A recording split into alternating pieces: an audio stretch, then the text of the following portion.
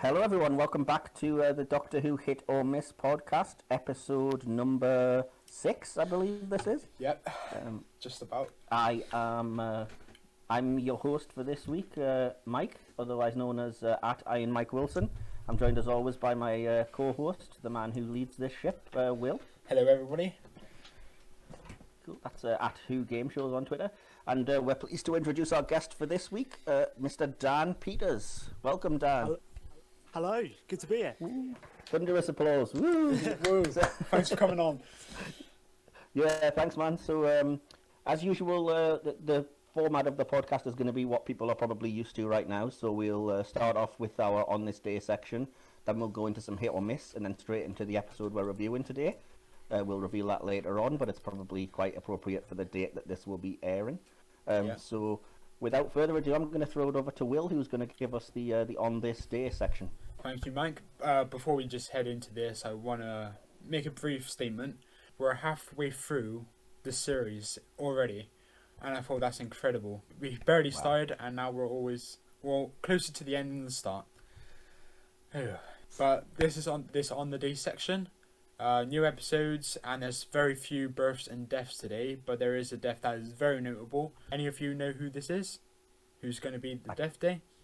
I don't off the top of my head, no. Okay, it'll be a I shock. don't either. It'll be a surprise. So the episodes consist of The Android Invasion Part 1 premiered on BBC One in 1975. Ah, cool. I like that. State of Decay Part 1 premiered in 1980. Yeah, that's a good one. Children in Need 1985 premiered in 1985. Did that have Doctor Who content, or did you just randomly see that? No, I'm looking at the picture and it looks like Colin Baker was in it. Oh, okay, fair enough. Yeah, The Trial of Time Lords, Terror of the Vervoids Part 11 premiered in 1986. The Trial of a Time Lord's turned up so many times on these I know. episodes, hasn't it? Well, this is Part 12, so I believe there's no more episodes. Last time. Yeah. Survival yeah, Part more, 1. Yeah, Survival Part 1 premiered in 1989. Oh, bittersweet, the last classic episode. Search Out Science premiered in 1990. I assume Doctor Who was related to it somehow because it's on this list. It was, yeah, I remember that. It was the cheesiest. I think I've seen clips of it either on YouTube or on special features, and it was the corniest thing you've ever seen, but Right. it was so fun. Me, You and Doctor Who, a culture show special, premiered in 2013. Haven't seen that. I think I know what that was. That like a documentary for the 50th anniversary. Yes, it is. It says 50th anniversary of Doctor Who's first episode. Matthew Street examines the enduring appeal of the sci-fi series. Yeah, that was So, actually quite good. Okay. That was just fell short of 1 million viewers. That 0.99 million viewers. The Grey Norton Show Series 14 Episode 6 premiered in 2013, and that sparked the now popular scenes within the fandom of Matt Smith and David Tennant. See, I thought you were mentioning that because Graham Norton was the star of the episodes Rose and The Time of Angels. Ah, right. Despite the fact that we didn't want that to be the case, but we didn't have a choice. Oh, the banner at the bottom, yeah. That controversy was so funny. Well, the banner was The Time of Angels, but then it was the dialogue on Rose, like the very first episode back, and it randomly cut because he was doing a reality show of some kind. So in the tense scene where she's kind of walking through the corridors and the Autons begin to move, you can just hear Graham Norton like, "Is everyone okay backstage? How's everyone going to go?" Because that special, I don't know if you've seen it, Mike, but there's this guy that really likes Matt Smith, and then he looks like Matt Smith as well, and then he was sat there, and when he popped onto the screen, all the audience were laughing like, "Oh my god, this looks like Matt Smith," and then they ask him, "What's your name?" and then he says, "Matt," and then everyone starts dying, and then it's on like this reclining seat, and the two of them, Tennant and Smith, could click a button, and for comedic effect, they can drop the chair. Format, Yeah. yeah. And then when he said Matt, everyone started dying, and Matt Smith just clicked the button. It was so funny. I have definitely seen that, yeah. Okay. Yeah. Those were the episodes. Very short today, of course. Birthdays. Nicholas Rowe will be 54. They were in Ravesh. Man, it's a Dreamland villain. I think she voiced it. Oh, okay. Yeah. I see. Yeah, she voiced one of the aliens in Dreamland. And that's the only birthday. But Paul Erickson died 1991, aged 70. He would be 100 on this day. He was the writer for The Ark.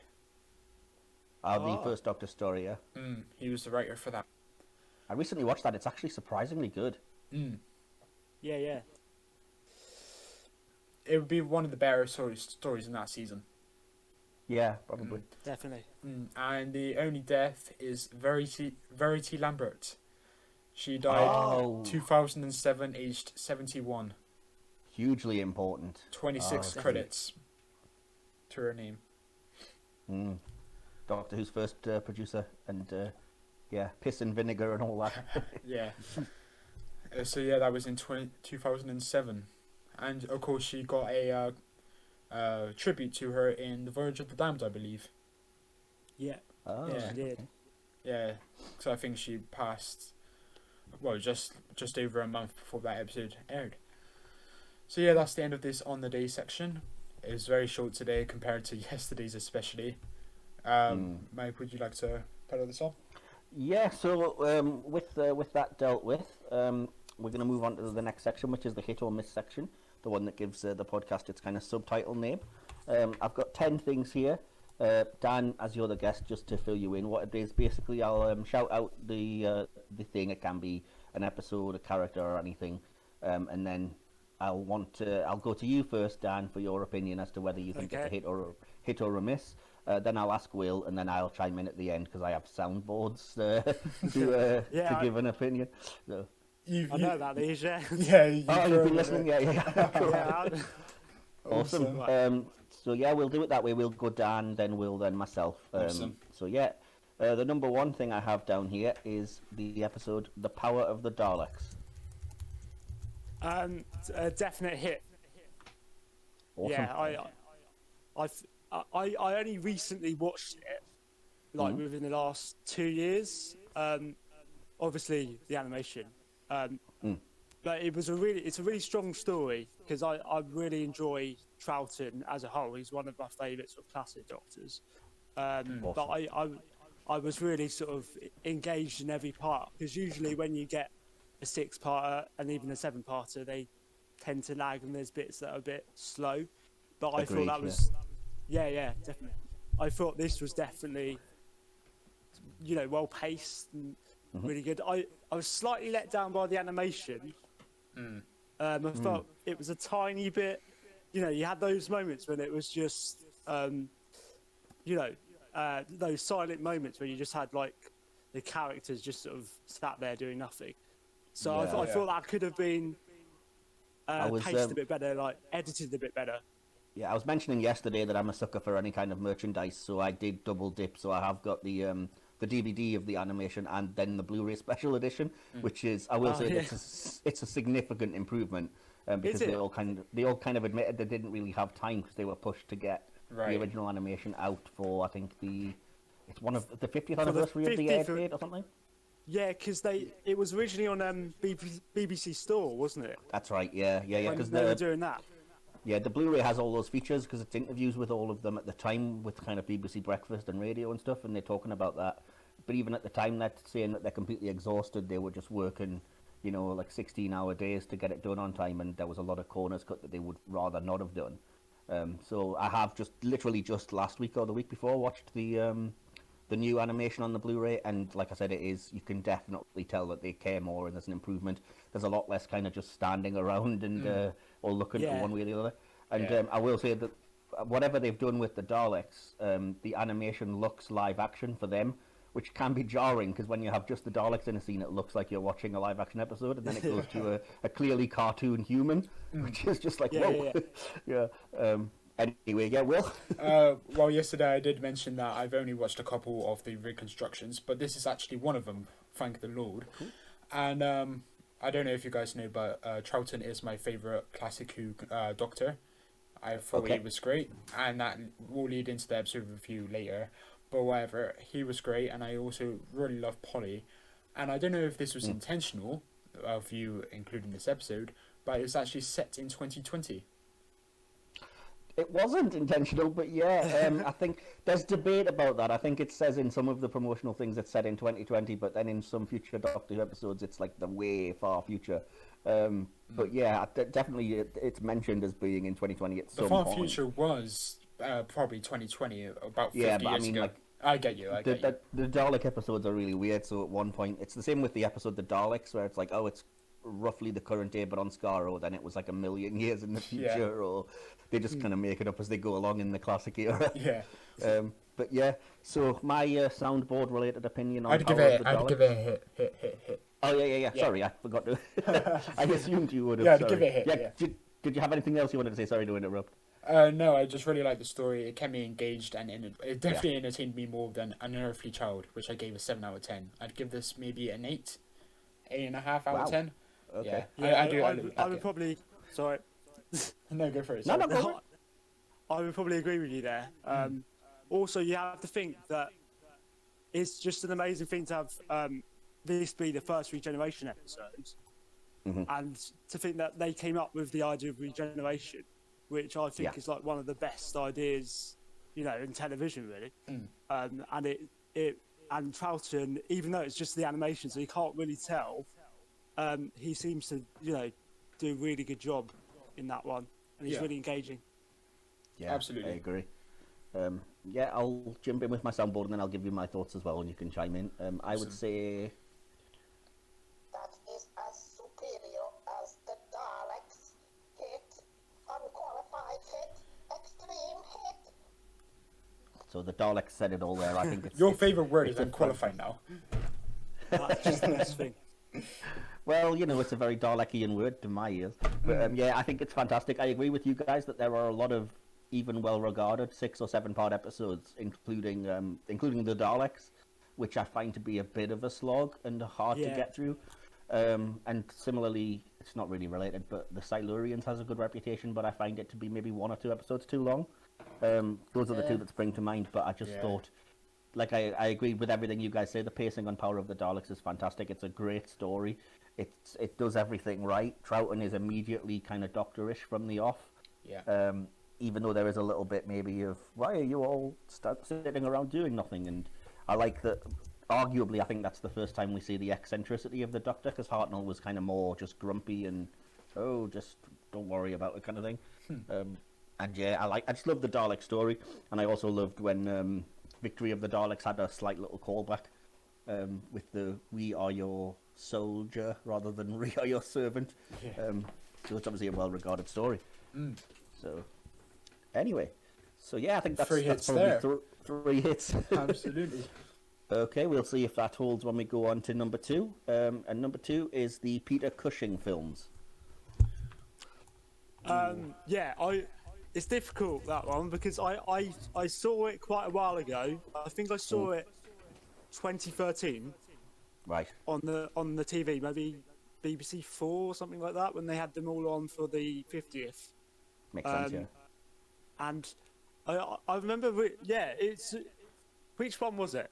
I think it would have been the first one, not the Invasion of Earth one, the other one. I haven't seen Invasion of Earth. Okay, right. So you've only seen Doctor Who and the Daleks was the first one, yeah? Yeah. Cool. And it's weird because it's really alike to the Daleks, clearly. Yes, yeah. But it's very different as well, and it's Peter Cushing's a really good Doctor, really, isn't he? Okay, cool. But you haven't seen Daleks Invasion Earth 2150 AD? I haven't, the no. fantastically titled sequel. Which, to be fair, it's very similar in the same way that Doctor Who and the Daleks is just a remake of the Daleks. The sequel's just a remake of the Dalek Invasion of Earth with change. Yeah, I thought that, yeah. But I think, like you say, a lot of people were just overjoyed to see Daleks in colour and stuff. Yeah. So yeah, Will, have you seen both of these? I've seen Doctor Who and the Daleks, but like Dan, I haven't seen the other one. And I must admit, I'm not the biggest fan. I think the Daleks... I like Peter Cushing, but I don't like the story. I think he was missing that little something. I do think the comedy in it was... It was decent. I do like the comedy, but I could tell that it wasn't the biggest production because the budget, I'm sure the budget wasn't there, and the actual props and the scenery. I wasn't the biggest fan, but the story That's fair itself, enough. the acting was quite good. I'd probably give it 6 out of 10, 5, middle of the ground. I'm I think not quite that's sure. probably fair for the first movie. Absolutely. Yeah, I'll go ahead and say then. Go for it. We do not love this, but we will allow it to exist. Soft hit. I'm gonna go overall soft hit, but only my opinion I think is different than you guys because I'm not gonna lie, the sequel's actually much superior to the first one. Right. The first one I found really dull and slow, but then again I thought the same thing about the episodes that it's based on, the Hartnell eps. And I do think Daleks Invasion Earth is just a better made movie. It's more action packed, and it held my attention a lot more. I was kind of bored during parts of the first one. But every criticism you've given of that first movie, I completely agree with. I would probably say the same, 5 or 6 out of 10. But I might go up to like a 7 for the sequel. Both of which I say like soft hit because nothing's like, oh, this is the worst thing ever. But again, I don't love the changes that they make to the episodes, and the idea of the Doctor actually just being a human inventor called Doctor Who and stuff just seems like unnecessary changes. Yeah. So, It felt like yeah. they were trying to add their own spin, but not intrude on the actual show. I think it was meant to be a separate entity. It didn't take itself too serious. Yeah, completely. But yeah, I mean, saying that, the movies, look fantastic because it is kind of technical, the Daleks and stuff. So Yeah, But, and Yeah. I suppose it was testament to the success of the show at the time as well to actually get those movies. oh yeah, Oh, Dalek it's really Mania, early on. yeah, absolutely. It's kind of weird because I would love to have seen they apparently were going to make a third movie in the series that would have been an adaptation of The Chase, which would have been a really interesting thing to see given how kind of weird that episode is. Yeah. So I'm kind of sad we never got the film version of that. Yeah. But yeah, anyhow. The Daleks are very pretty, but I just think it is definitely dated now. Yeah, that's probably fair, but I love the Dalek design. I don't think that necessarily does age, but yeah. Not the certainly Daleks, things but like- the actual movie. Yeah, the actual Dalek control room and stuff is Yeah. very retro 60s. Yeah, awesome. So number 3 I've got on the hit or miss list is Liz Shaw. Right. Okay, I'm going to say a hit Awesome. because I think she's actually quite underrated as a companion. I've seen all her stories, and she seems. I think, well, from what I know, they brought in Katie Manning to like basically because she was she was seen as like an equal to the Doctor, Absolutely. and they didn't like, and the producers didn't like that, and they felt like there wasn't enough people just standing there asking questions because she was like of equal intelligence.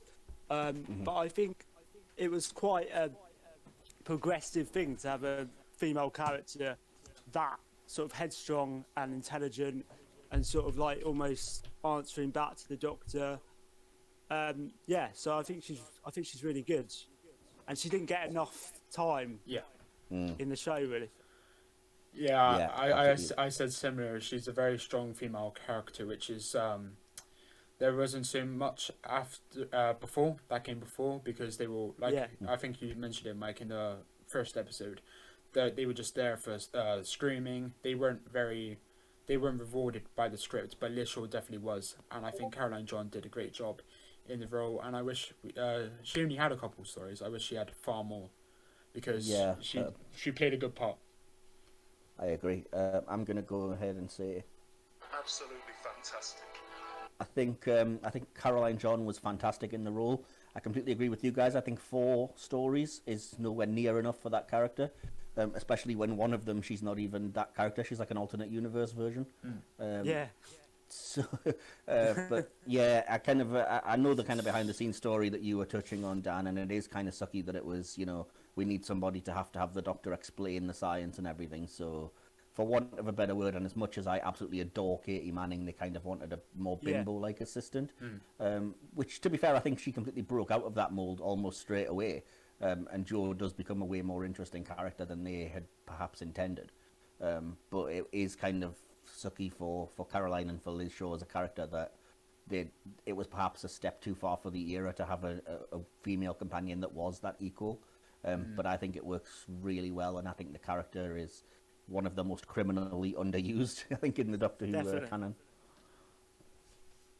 Chemistry with John Pertwee was great. I think all three of Pertwee's companions' chemistry with him was really good, actually. Absolutely, yeah. Yeah, awesome. So you ready for number 4? Yeah, I'd give that a hit, by the way. I'm not sure. Oh, I think sorry, we I all keep give it forgetting hits. to ask. Yeah, hit for me. My mistake, I'm sorry. Just keep me right, man. I'm not with it today. Okay, Right. So yeah, number 4 is The End of Time. Oh wow. Right, this is a controversial one, isn't it? Sometimes, But yes. I'm going to say big hit because Okay. thank you. no worries. Because I'm a massive fan of Tennant, and he's my favourite Doctor, and I just think he's Good brilliant man. in the role. And I love the End of Time, and I can see its faults, and Yeah. there are many faults, but I overlook that, and I just look at the story as a whole, and there are so many moments that I absolutely love. Like, I think that getting Will from Bernard Cribbins in as his companion is genius, and he works so well with David. Oh, yeah. Particularly that, I always think about that scene on the ship, Yeah. if you get what I mean, where they're talking, and I always get a bit emotional. when I'd be watch proud that. if Yeah. you were my father, or something like that. Yeah, I'd exactly. be proud, and like, yeah. Absolutely. Yeah, and like you could be giants or something. I think you're giants. When David says that, it's really good. As a whole, I think people always look at the Master and the Master sort of becoming the Master as a bit of a stupid idea. Yeah. And now, in looking back on it, it's a bit silly. But when is Doctor Who not silly? Absolutely. Yeah, You get what I especially mean? the master. The Master is master's insane. plots, I think. Yeah. Yeah. Yeah, I should have exactly. mentioned as well, talking about how much you enjoyed Bernard Cribbins in the episode as a companion. I should have said he's Yeah. actually the companion in the Daleks Invasion Earth movie, and he's really Yes, good I in know that as about well. Yeah, I think anything with Bernard Cribbins in is great. So he's fantastic. Yeah. He Yeah, really he's is. great. He's great in both of them, and yeah, I wouldn't spoil it, but he gets a really funny moment, kind of, as he enters and exits the TARDIS in that movie. It's really good. yeah, I know. I actually know. And I could go on for ages about the End of Time, actually, so I'm not going to. But I'd love to review it one day, so maybe we might have you Yeah, back exactly. to do so on a future series or something. But yeah, that was brilliant. awesome.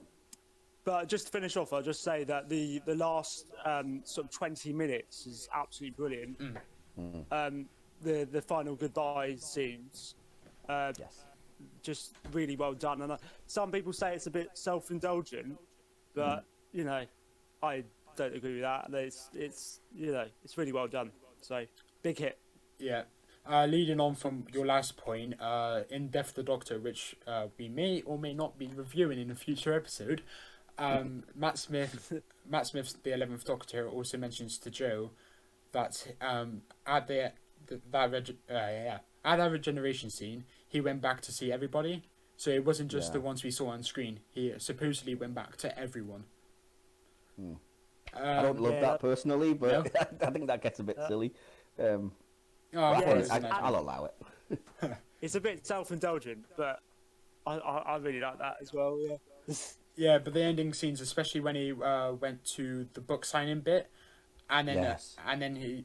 he says, "Was she happy in the end?" And then the woman, I'm not sure of her name, it was Verity Newman. Newman, that's it. And she says, "Yes, in the end, she was." And then she says, "Were you?" And then his face just goes into a Yeah. smile, but he's sad, and I think that's a brilliant bit of acting. Yeah, I think Tennant was great. Yeah. You all know I know that. But the end So, but the actual End of Time, I think part 1 is inferior to part 2, even though in part 2 you could say less happened than in part 1. But in part 1, I think it dragged on for a bit too long in the scrapyard.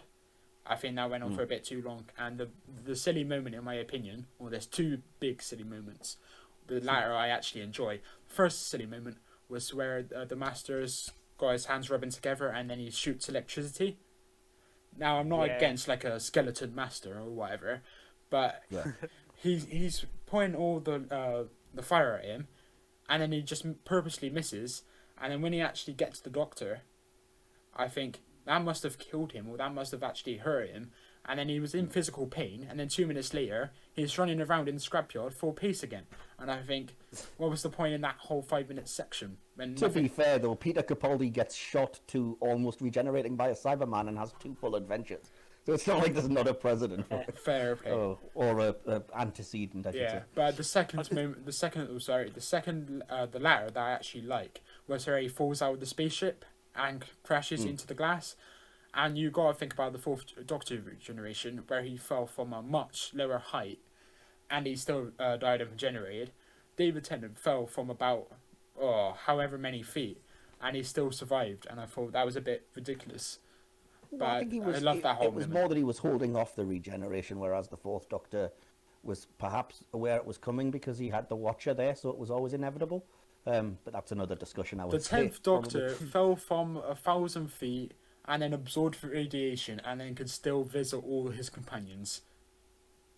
Just saying. Again, Peter Capaldi has 2 full adventures after holding off regeneration. Fair I think enough. we can kind of forgive that maybe. Yeah, but overly critical, but David Tennant was great, and The End of Time would be a hit for me. Big hit. Hit. Okay, Yes. cool. Is there anything else you wanted to mention that you liked or disliked? Or- I'd give it a 9 out of 10, perhaps. Wow, Second part's definitely better than the first. that's a surprise Yeah. because a lot of people would disagree with that. But, I know some yeah, people say it's awesome. the worst thing ever. Some people say it's the best thing ever. I I'd know be near that the top. the podcast that I listened to, other than this one, Radio Free Scaro, absolutely hate it, which I do not understand. But yeah, so I'm going to go ahead and say, That is as superior as the Daleks. Hit. Unqualified hit. Extreme hit. I Some maybe boys made the that best recording thing. a little bit long. I'll have to Yeah. use that sparingly. But yeah, I agree. I love Tennant, but I love The End of Time. I agree with Dan, and I think you were saying the same, Will, that part 1 is weaker than part 2 and has a few silly moments, and I can see where the criticisms are. But there's a couple of things I remember from that episode. I remember watching part 1 on Christmas Day, and then on the final reveal of this was the day the Time Lords returned, I literally did just kind of jump up and go, yes, really loudly, and then worried that my neighbour wouldn't know what was going on. Yeah. Because it was kind of the sci-fi geek in me that was like, oh, finally, Time Lords, awesome. So that was a good moment, and I remember, like you said, the last kind of few minutes, Tennant's actual regeneration. I think it was really clever how they paid off the he will knock 4 times thing, which was completely not what everyone was expecting. Everybody was thinking it would be the Master's kind of drumbeat in the head thing. Yeah. And I even like, are they called the Zocchi or the Vinvoci, the green spiky Zocchi. guys? Yeah. The Zocchi. I love them, and I love this kind of ridiculousn's of the worst rescue ever moment. I think that works. Yeah. Yeah. Yeah, that's comedy. I think. Ever. Although the kind of comedy stuff with the Master in part 1, I think misses the mark. I think the stuff in part 2 absolutely works. So I agree with you guys. I don't know if I would necessarily go as high as your score, Will, but I Okay. might be like 1 or 2 behind at most. So So 7 or 8 out of 10 for you then. yeah, for both parts, yeah, Fair absolutely. enough. Yeah, That spoils so- a future review. I'm sorry, guys. Well, on a rewatch, I often go either up or down anyway, and it's Okay. been like 10 years now since I saw that episode. So, well, If you've not rewatched it, well, I probably did at the time, but like I said, it would have been in I probably watched it when it went out, and I watched it when I got the Blu-ray set of the specials, but I probably haven't watched it since. right? So it probably has been since like 2010. Blimey. Okay. Oh wow. Weird, yeah. I rewatch these episodes every year just for Christmas, Yeah. I always or even not I always Christmas. do I that, just but- do it. I do that, but I skip those because it's 2 long parts, and one of them isn't really a Christmas special, so I just think Yeah, fair enough. go over it. You know? Yeah. 5 is it's a 2 for 1. Number 5 on the hit or miss section, and it is the companions Ben and Polly, since they were a team.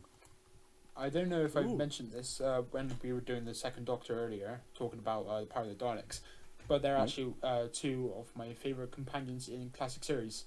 I'm a big Awesome. sucker for the second Doctor's era, so yeah, I just say now I'll start big hit. Awesome. We'll come back to you then, but yeah, Dan, what do you think? Yeah, I think I would agree. I've seen a couple of their stories. Obviously, Power of the Daleks and the Macrotera and trying to think of all. The 10th Planet. The 10th Planet's good. I think they're really good. Okay. Cool. Polly sort of might be thought of as a, like, sort of one of those 60s Dolly Bird type things, but she's much stronger than that, and she you know, and both of them are really like headstrong and get on with it and do it, you know. Yeah, cool. Yeah, I think they play well off each other as well, personally. But awesome. So you're both going hit then, yeah? Hit, absolutely. Yeah. Wow, we're hitting a lot of stuff again today. Yeah. So yeah, I'll just go ahead and say Fantastic. I'll echo everything you said. I think it's probably easy to look at Polly as a bit more of a kind of woman pushover character now, but I think she was actually surprisingly forward for what 1966 is it? Yeah, 6 and 7. No. 66, Yeah, 1966. 67, 68, yeah. Yeah, so I think she's surprisingly forward for that time, and I like the to mention the moon base. I think it's her that comes up with kind of the Polly cocktail that ultimately helps defeat the Cybermen. I love the interplay between them. I love the idea of having one working class and one kind of posh companion. I think that gives you a better dynamic than, for example, I think one of the things that bugs me a little bit about the current era is that all three companions are the same class, and it doesn't really give you that same level of interplay that you might get otherwise. Which is another reason I would have loved to have seen more of Martha and Donna together, because aside from class thing, they're just two such different characters in that way, so it would have been nice to see for more than a couple of episodes. But yeah, in terms of Ben and Polly, like I said, I love that they have nicknames, they interact with each other really well, they're great with the Doctor. I like that during Power of the Daleks, it's Ben who's kind of skeptical and Polly who almost accepts it. And it's weird because I feel like they deserve more stories, even though they got quite a few. Because a lot of them are missing or at least part missing. Most of so them it are feels missing, like they I should have think, had longer. Yeah. Yeah. So that's 3 hits again for that one. Number 6, I don't know if we've done this before, we may have, but number 6 I've got is just Unit, the organisation. Right. Yeah, I would say a hit, but I prefer them in the 70s than the modern version of them. Yeah. Definitely. I actually agree completely with you there, actually. Yeah. I think the 70s team is really, really good, and one of the best bits about the Pertwee era. Yeah. Like Benton's a laugh as well. And and yeah, the Brigadier. You've got to speak about the Brigadier. He was a bit of a legend, isn't he? Oh, absolutely, yes. Can't say enough good things. The less said about the Cyber Brigadier, though, the better, probably, unfortunately. Yeah. But, I think you mentioned that in the episode that I wasn't in, and I thought that was the first time I've actually heard anybody criticize that, because I've seen a couple people criticize it on Twitter. What do you find disrespectful of that? Can I ask? I think it's perhaps due to the fact that the actor is no longer with us. Yeah. So it feels like it's cheap, and it's kind of the imagery that it evokes of like of resurrecting the actor along with the character is just gross and kind of, like I said, just really disrespectful. And I just don't think it was necessary. You had the character had done so much in all of his appearances, and then you had a really beautiful send off for the character. So you wouldn't agree that the salute wasn't needed, yeah? I don't think so. No, I think. I mean, that is the one moment that I like vaguely out of all of that business. You know, him being a superhero that flies around saving his daughter and stuff, I think is stupid. Yeah. But the salute thing is the one thing that almost got me. But I just think I wish it had ended with the kind of somber phone call that we got. I was before. just about to ask. You like that scene in the Wedding River song then? Yes, absolutely. Okay. And I think it was you that was saying there's a lot of things in that episode that are really good, and it's underrated because people kind of look at it as maybe a bit of a disappointment or a letdown as a conclusion. But yeah, I think that scene is one of the ones that I love, and the scene about did you think, you know, after all this time and everyone you've saved, you would have to ask for help without us doing it, kind of thing. Yeah. There's another lovely scene in that episode, but I'm digressing. I love that. Yeah. Okay. So yeah, But units, yeah, as a units. whole. I think that in Modern Who especially, they were best portrayed in the Sontaran two-parter in series 4, I believe. I think I agree again. Yeah, but after that, other than that story, I would say they're far superior in the 70s with Jean Pertwee, when he was like locked Yeah. down to Earth. But Okay. yeah. And I So would, you're both. Sorry, go ahead, Dan. sorry, yeah. I would also say I probably don't like Kate Stewart that much, actually. Oh, wow. It's controversial. It's controversial. Yeah, I really But, do, yeah. but I can see where you're coming from, I guess. you really do hate her. No, I said I really do like her, but I can see Okay. where the criticism is coming That's the from. first person I've ever seen or heard criticize that character of Kate. I really love her. Oh no! Yeah.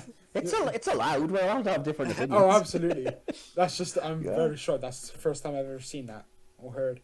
Right. Yeah, Fair enough. fair enough. Yeah, yeah. So we're both. You guys are probably both going soft hit for unit as a whole, then. Yeah, Yeah. yeah. Yeah, soft hit. Okay. I'll say. I think. I can't think off the top of my head of a unit story particularly that I really dislike, other than the Power of Three, which springs to mind. But they're not really in that.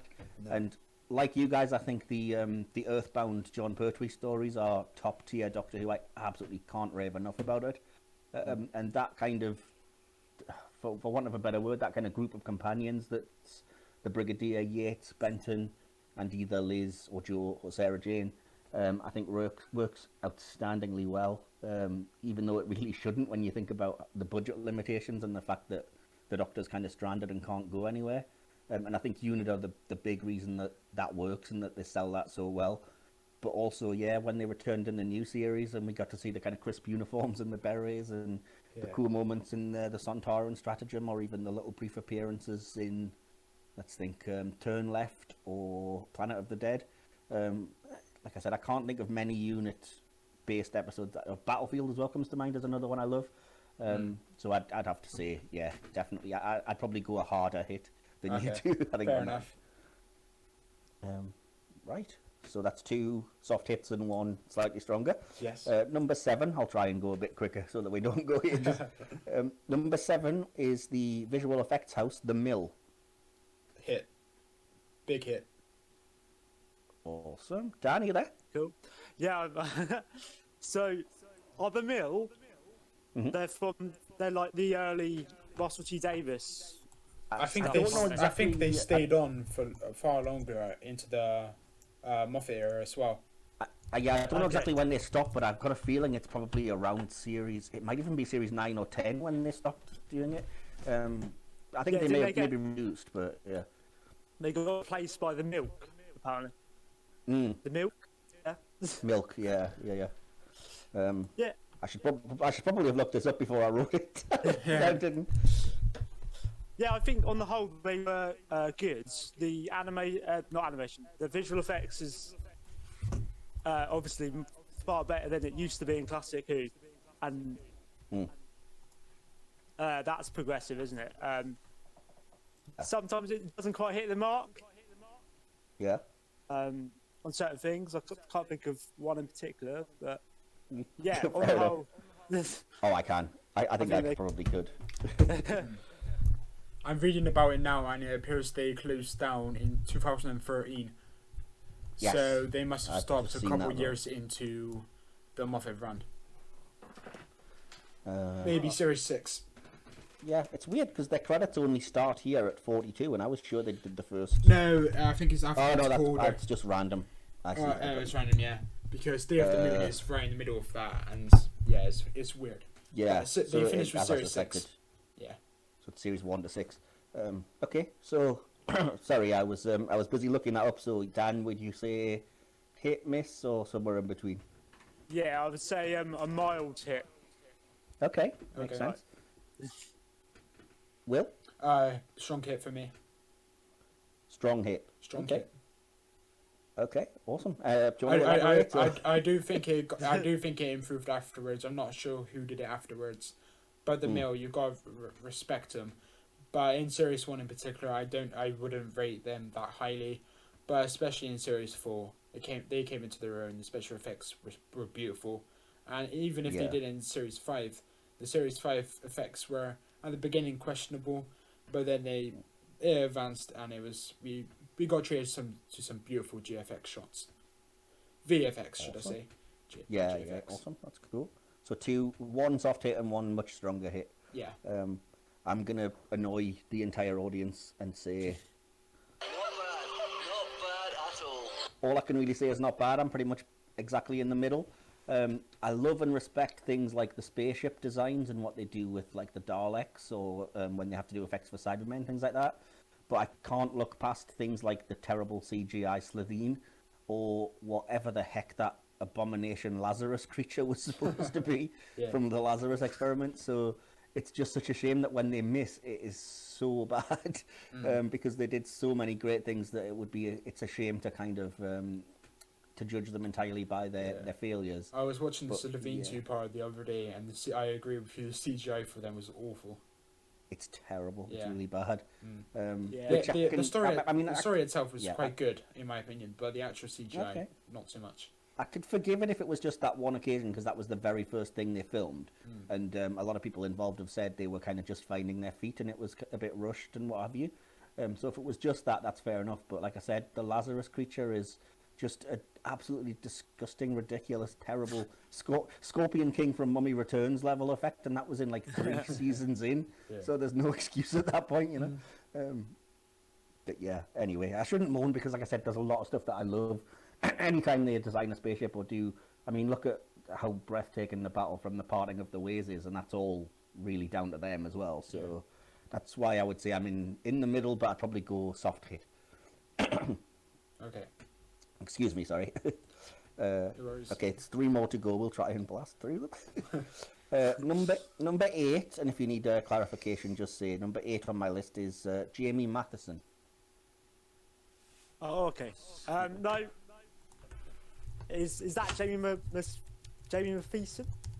Jamie Yeah. Matheson or Matheson.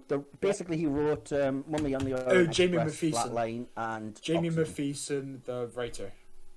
Yeah, I think it was just your pronunciation there. Jamie that's Matheson. sorry, that was my mistake. That's fine. No, I would say a hit for him, because I think those stories are some of my favourites of Series 8. Did you say Those two, yeah. he wrote? Yeah. Did he write The Mummy- Girl Who Died? Orient Express, No, he did, Flatline, The Girl Who Died, Oxygen. He only Oh, okay. co-wrote The Girl Who Died, though, right? Yes. Well, Stephen Moffat got a co-writing credit, but I believe Jamie Matheson got the main credit. Right. Okay. Right. Because well, The Girl Who Died, I think, is the only one that I don't rate like 5 out of 5 top marks out of his 4 stories. Oh, But wow. yeah, go ahead. yeah, The Girl Who Died would definitely like take that down a bit, because I'm really crying don't like that inside. one. I am crying. Yeah, definitely. But the rest are really good. Oxygen is an underrated story. Yeah. I really Very, enjoy that. yeah. It's a really good part of Series 10 that gets overlooked a bit. Yeah. Flatline's good. It gives Clara an opportunity to sort of be the Doctor and take over, which is good. And what was the other one? Mummy on the Orient Express. Yeah, that's the one. That's a good one. I think it's slightly overrated, Yeah. personally. But, yeah, really enjoyable, really fun, and well-paced story. Awesome. So, yeah, on the whole, a On hit. the whole, you're saying hit. great. Awesome. Will? Yeah. I'd say Yeah, Flatline is 100% the best story out of these. I think Clara and Jenna Coleman in general, she deserves that kind of role just to play the Doctor. And I think she did a great job because it was kind of hinted in series... Wait, Flatline is in Series 8, right? Yeah, Mummy on the Orient Okay. Express and Flatline, I think, are. Yeah. There's like 1 or 2 episodes separating them, but they're quite close Okay. together as well. If they were in Series 9, it would make more sense because they kind of played upon it in Death in Heaven of Clara being the Doctor. Yeah. But since Flatline came before, okay, that changed my perspective on things. But I still think Flatline was a great story, and that's a good example of good CGI in my opinion. How they got Yeah. teleported into the walls, kind of eaten by the walls. I think that was very Yeah, well very. directed as well. So if I were to order them, I'd say Flatline, Then The Girl Who Died, which I think is a very underrated one. I don't like The Woman Who Lived as much, but The Girl Who Died, I think is... I'd say the opposite. Would but you? fair enough. Yeah, Yeah. I'd go the opposite way around. I think The Girl Who Died I don't love, but there's enough emotional moments in The Woman Who Lived, and I think Macy sells it so much better, even though the villain, in so much as there is one, is terrible. So I would rate that slightly higher. Fair enough. I'm just on... Oh, actually, I'm on the page for Series 8 now, and I'm completely wrong. Those 2 episodes are literally back-to-back. They're Yeah. episode 8 and 9 of Series 8. Yeah, they're near the end. Yeah. Which is a shock, because I think that may be the first time that writer's got 2 credits back-to-back that is in the 2-parter. Yeah, on a related note as well, which I didn't realise, Jamie Matheson also directed Flatline as well as writing it, Did which he? I didn't know. Awesome. Yeah. That's probably why it's his Bizarre. best story, Flatline. Yeah, I It can would go understand that. Flatline, The Girl Who Died, then Mummy on the Orient Express and Oxygen would be tied for 3rd place because I like them both equally. I'd give Flatline probably a 9, The Girl Who Died probably a 9 as well. Mummy on the Orient Express and Oxygen I'd give strong 7, light 8. So I think I'd give... undermarked. All his stories are at least an 8. So Yeah, but I really love the at least one of the 2 you undermarked there. fair enough. But I won't give away it a ratings hit. and stuff. Yeah, I'll in case give it a we... hit. Yeah, cool. Overall, definitely a hit. Yeah, I'll say the same. I'll say... Absolutely fantastic. I think I'm the opposite of you. I think the episode that I can't rave enough about is Oxygen. That might be my favourite out of the 4. It's underrated for sure. I just love it, but I can't remember if it's just because I really loved how clever the ending was. Like the thing about like everyone in history were fighting the suits, I think was such a clever line that might have elevated the episode if I rewatched it over some other things. But I do know I've seen Mummy and Flatline a lot, and I almost can't separate them. I think they're both brilliant. Yeah, so those 3, I think they're very close to being top level, similar level for me. And The Girl Who Died, unfortunately, would be the one that drags it down. But I think I always kind of apologised for that in my own head by saying that it wasn't his script, it was Moffat's co-writing credit. So I kind of blamed him for it, Fair enough. fairly or otherwise, you know. Right, so number 9, which we kind of touched on this actually, but number 9 is the Moonbase era Cybermen design. Well, after I give a quick Google search just to memorise. Yeah, They're I've got to get him up. Yeah. They're the ones that they kind of have golf balls or something as part of the costume, but they're a huge evolution from... Because they were literally the second ones to appear after the Mondasian bag-over-the-head guys. So they do look way more science fiction-y. And they have claws instead of hands, weirdly, as I recall. Oh, the animation for it remembering is correctly. very pretty. The animation version of the Cybermen. Or for the Moonbase, you mean? Yeah. Yeah, very those good. animated episodes are really good. That's why I say I've got the DVD of the 4-part story, and even though 2 of the episodes are missing, I don't really notice because the It's animation been is so really long good. since I watched this. I have to get back to it. Yeah.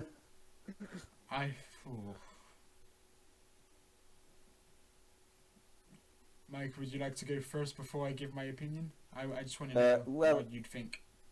Yeah, okay, I'll go first because I probably know them better then, and I'll say Well, yes. Tick. I love this design. I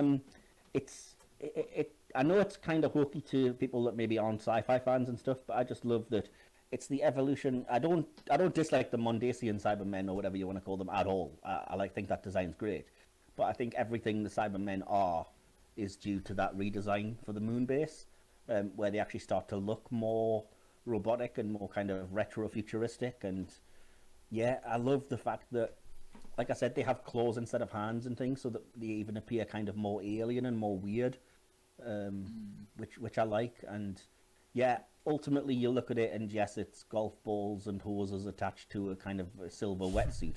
But you know, again, it was 1966. You've got to cut them a little bit of slack. Yeah. But yeah, so I think the design is brilliant. I'd say hit. They are very pretty. I'll give you that. But as for the Cybermen designs, I think there are far superior ones. I would say soft miss. Very pretty, Okay. eye-catching on the eye, but it's a miss for me. Dan? Okay, that's weird. I would personally say they're probably better than the designs that we got around about Revenge of the Cybermen, which do just look like guys in weird kind of silver suits with a headpiece on. I'll put a poll up on Twitter quickly. You guys Cool. keep talking, and I'll get some reaction, and then I'll tell you what the results are. Go ahead. Yeah, cool. What should the options be, by the way? So you want which options? Well, we can do all 4 different designs if you like. So we could say like the Mondasian Cybermen, the Moon-based Cybermen, Yeah. the Revenge of the Cybermen, Yeah. and then maybe the Cybus from Okay. the newest eras. Yeah. Okay, you guys carry on talking. Dan, do you have an opinion? Yeah, I was just going to say, I think it's like a progression of the Mondasian Cybermen. It's clearly like taking inspiration from that slightly, but it's I think it's quite good for the time. It's quite a cool design. I like the sort of tennis. Is it the tennis ball? It's like tennis balls or something. I think they're golf balls, but I Golf could be ball? wrong. Yeah. Yeah, I It's, think for the time. once you know they're there, you can't unsee them, which is a shame because I remember hearing that in Exactly. the documentary, and I'm kind of like, if you hadn't said that, I would just look at it as, it's a weird ball joint or something. But when you know it's a golf ball attached to a kind of washing machine hose, that's all you can see, Yeah. which is a shame. But it's amazing what they could do with that sort of stuff at that time. Oh yeah, ingenious. I mean, Yeah, I think I would go a mild hit. Like Will said, there are better designs. Like, probably, I think it might be the nostalgia thing, but I prefer the Cybus designs, and they're not very popular at all, are they? I like them. I don't know if I would say top of the.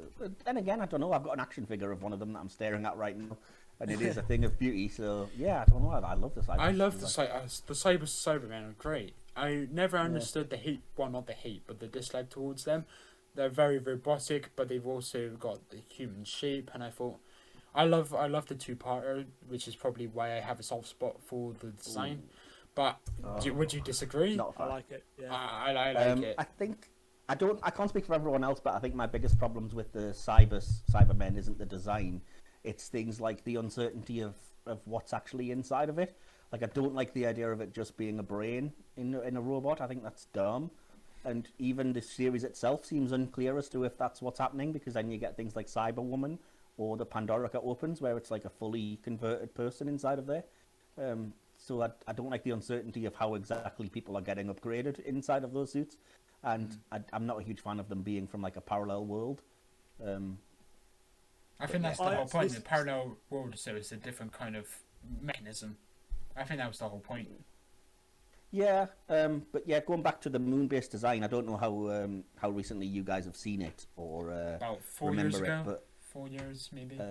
there's one scene that sticks in my mind that's absolutely gorgeous and iconic, and it's the army of those particular Cybermen marching across the surface of the moon toward the base, which is just one of the best images in Doctor Who for me. I think it's fantastic. And on a related note, it's kind of related to the design and everything. I think that the way these Cybermen speak is superior to both the kind of weird sing-song lilt of the Mondasian Cybermen and far superior to the kind of blatantly more emotional Darth Vader sounding ones from the kind of 4th, 5th and 6th Doctors era. You know, it's kind of like, we've been stripped of all emotions, and then you get cyber leaders walking around going, excellent, we are going to have a great day in defeat. Come on, you're meant to be a robot, dude. Yeah.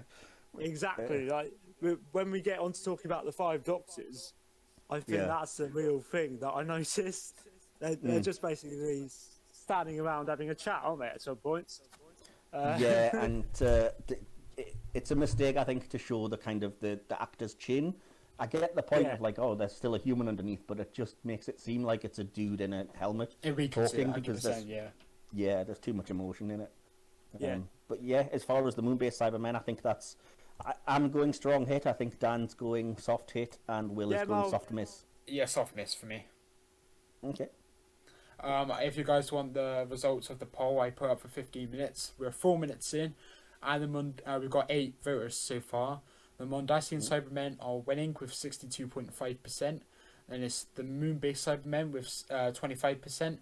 Revenge Cybermen have 0%, and Cybers Modern have 12.5%. I can definitely, I can understand why those Revenge era ones are the worst. Yeah, so and I agree. I'll look back at it when it's finished in 10 minutes, which will I probably do be think at it's the kind end of of the section. it's probably skewed towards the Mondasian Cybermen because I think Stephen Moffat in World Enough in Time did a huge service to them.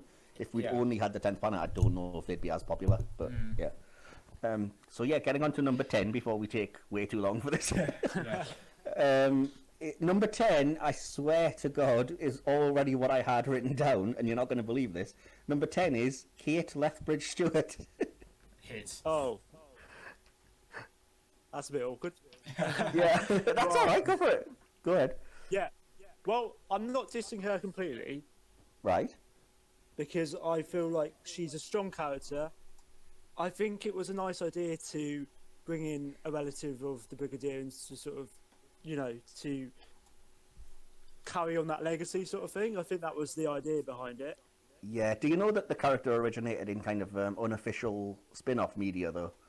Yeah, which is kind of a weird thing. Where did it originate? Was it like that I- downtown? Is it It's down? around that era, things like Downtime and Right. I can't remember the other one, but it's the things that have like the Doctor Who monsters in, but then they can't mention anything else to do with Doctor Who. But they did introduce the character of Kate Stewart, who at the time was a completely different actress, obviously, but was said to be the Brigadier's daughter. So it was kind of a nice thing that Moffat ported over to the main show, I think.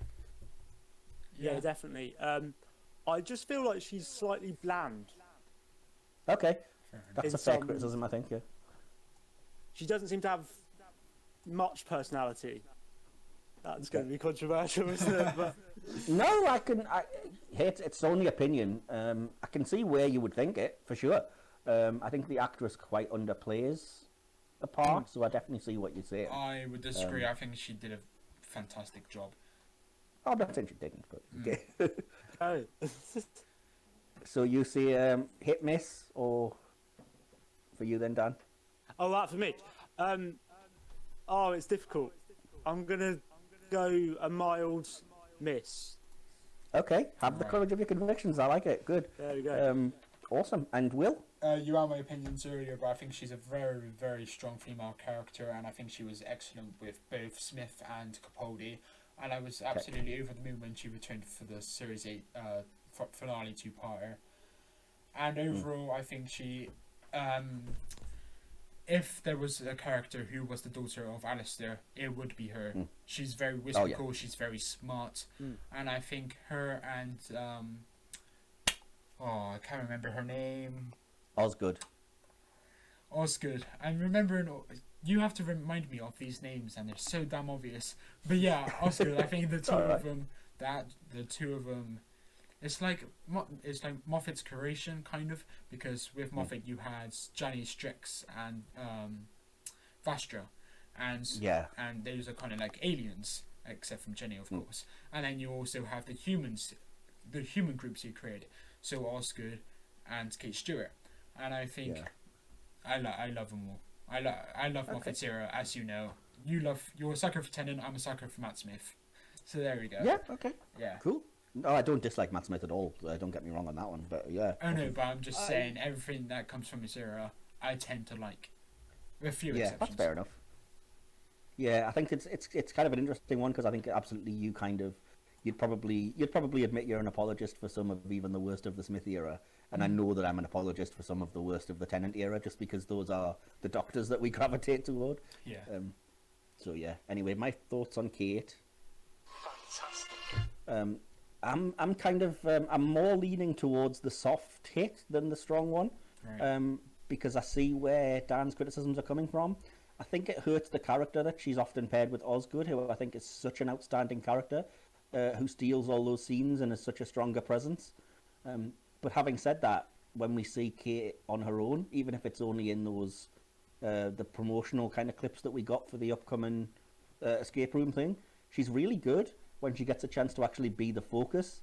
And I think the actress Gemma Redgrave, I think, is better when she doesn't have this larger than life character kind of to play with or to play against. But I'd still say soft hit. So yeah, so strong hit, her soft opinion, hit, I and would soft say missing. Kate Stewart is better than Osgood. I didn't really get the hype of Osgood. Oh, okay. That's going to be a controversial possible hit or miss for a future episode then. There you go. Just making a note of that. Okay. Have any of you Okay.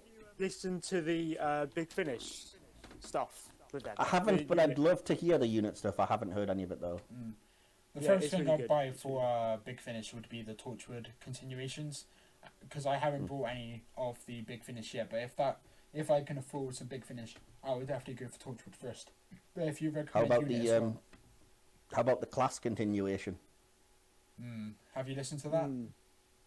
I haven't. I'm kind of annoyed that it doesn't have Catherine Kelly and it's got a different actress as Right. Miss Quill.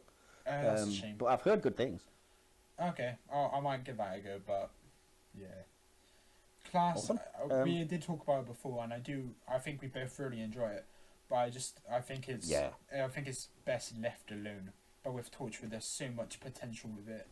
Even though it had four full seasons, I think Torchwood was great, and I think it should still return onto the TV. Well, once again, weirdly enough, and I promise I'm not just saying this to be like to be awkward. I think I'm the opposite. I think Torchwood had its time. It had a series longer than it should have. No. Because I really don't like that fourth season, and I think the potential of Class is way more than 8 episodes, and there's still so much more you could do there. Yeah, fair enough. Well, I don't. The I big, mean, sorry. yeah. Go ahead.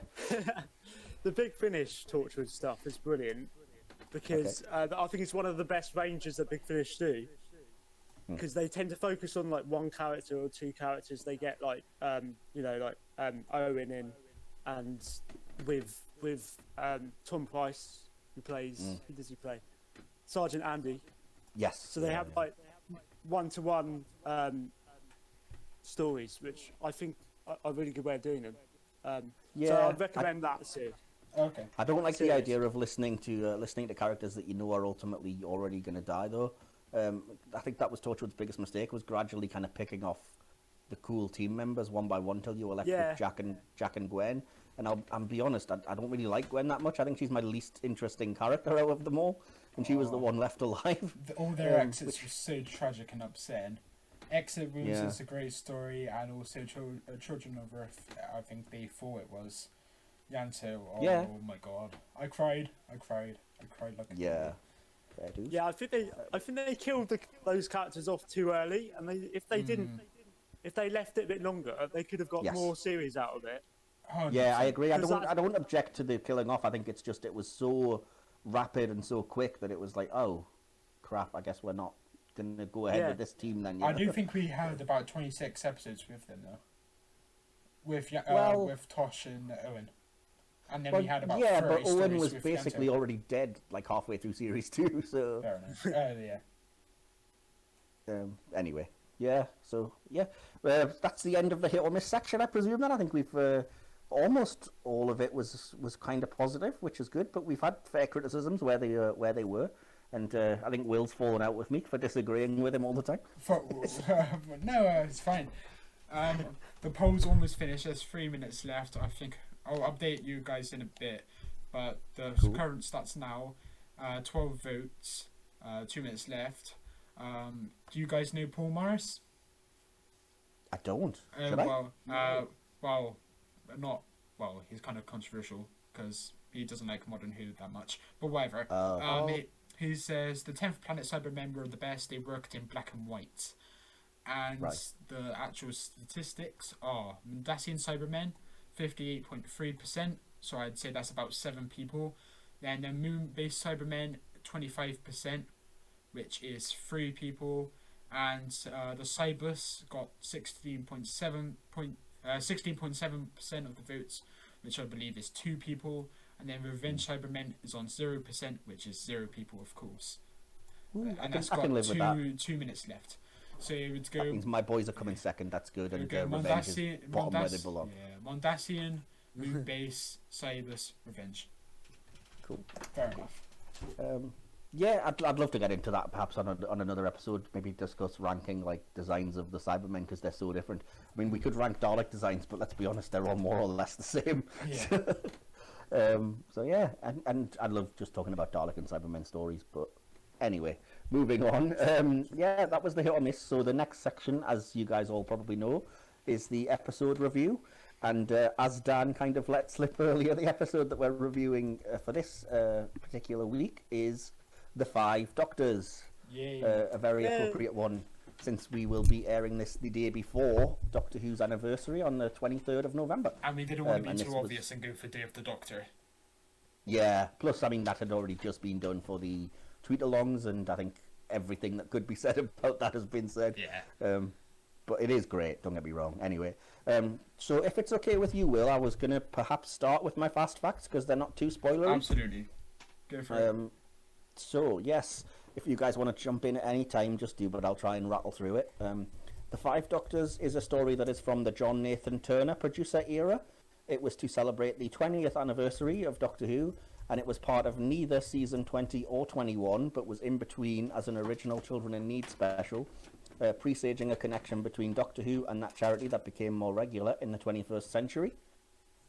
This episode aired in America on the actual anniversary date, which was 2 days before it aired in the UK, weirdly enough. Right. It was the first use of Wales as a filming location, which would obviously be common in the BBC Wales era.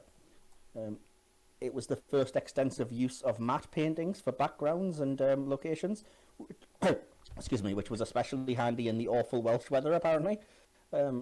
It was the last televised story to be written by the legendary Terence Dicks, R.I.P. Yeah. It was the first time that the first four Doctors were credited as the Doctor rather than Doctor Who. This next one is a little bit long, but I think it's perhaps interesting because it talks about the development of the script. So it was basically that Robert Holmes, the writer, was initially commissioned to write this special, Yes. which had the working title The Six Doctors, because it originally included a robot imposter of one of the Doctors. The story would have detailed the Cybermen attempting to become cyber lords by extracting a certain gene from the Doctor's genetic code and assimilating it within their own, which I thought was noteworthy because that sounds quite familiar, Will. The Timeless Children related. So, Yeah. yeah, Robert Holmes was unable to come up with a workable script, so Terence Dicks was commissioned to write it. Ironically, the story immediately preceding this was The King's Demons, which did introduce a robot character, Chameleon, who could impersonate others. But despite being introduced as a companion, not only is he not referenced or seen even once in The Five Doctors, the character disappeared for a full year because of technical difficulties. And finally, the idea of a villain altering the genetic code of a doctor was later reused and implemented by Holmes in his story, The Two Doctors. Awesome. Which I thought was all interesting. I've got way too much here, but yeah, Before we head just into carry it, the poll has concluded with 15 votes. The same kind of result. Mondas and Cyberman, Moonbase, Cybus, and Cybus kind of caught up with Moonbase actually. Very Oh, honest. So yeah, Fair enough. it would still be the same order, but 15 votes, not a single one for the Revenge Cybermen, which I 'Cause think they're you're very happy with. Yep. Oh, bless. Yeah, so anyway, carrying on with the fast facts as I revel in the fact that that terrible Cybermen design was punished. This episode was co-funded by the Australian Broadcasting Commission, but the deal gave them no on-screen credit until the release of the VHS when it was written on the boxes. As you guys probably know, Tom Baker declined to appear because he thought it was too soon after leaving, but since says that he regrets it. They used a waxwork of Tom Baker for photo shoots, which is kind of hilarious. That's crazy, yeah. And footage from the unfinished episode Sharda that was abandoned due to a strike.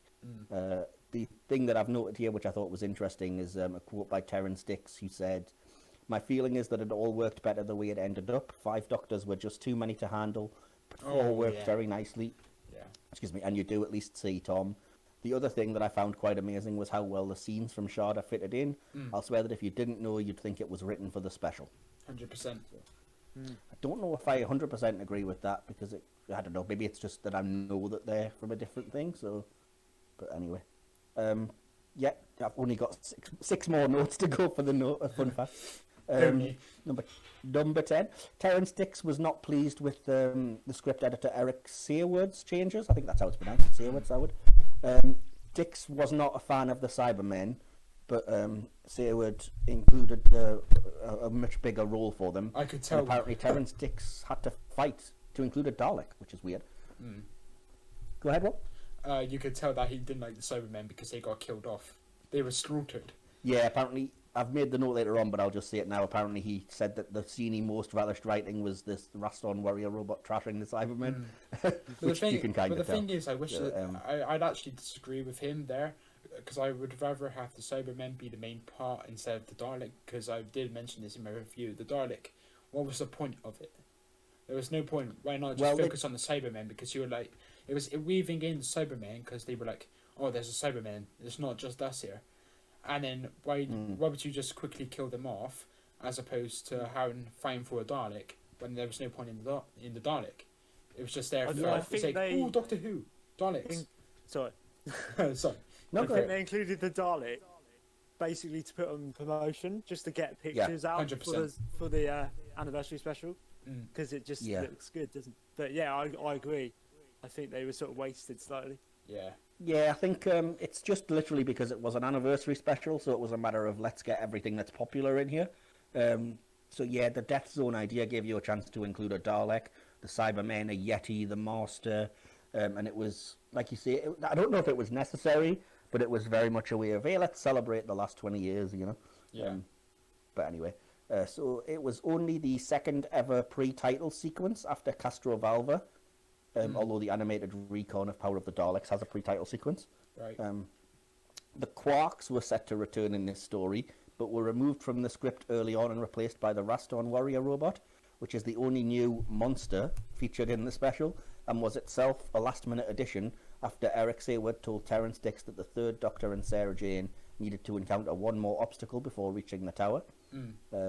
You probably know by now that it's the first time the Daleks and Cybermen were in the same episode, though they don't interact until Army of Ghosts.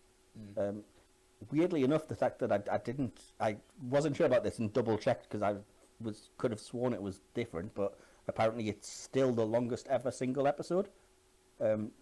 This particular one, apparently it's longer than the TV movie. I believe it's any an of hour and the, 40 minutes. So yeah, it's very long. Yeah. The version I watched was the 90-minute because that was the one that was recommended to me, not the sort of one with upgraded effects and scenes that were cut. Ooh. Uh, Which scenes and were cut the- then?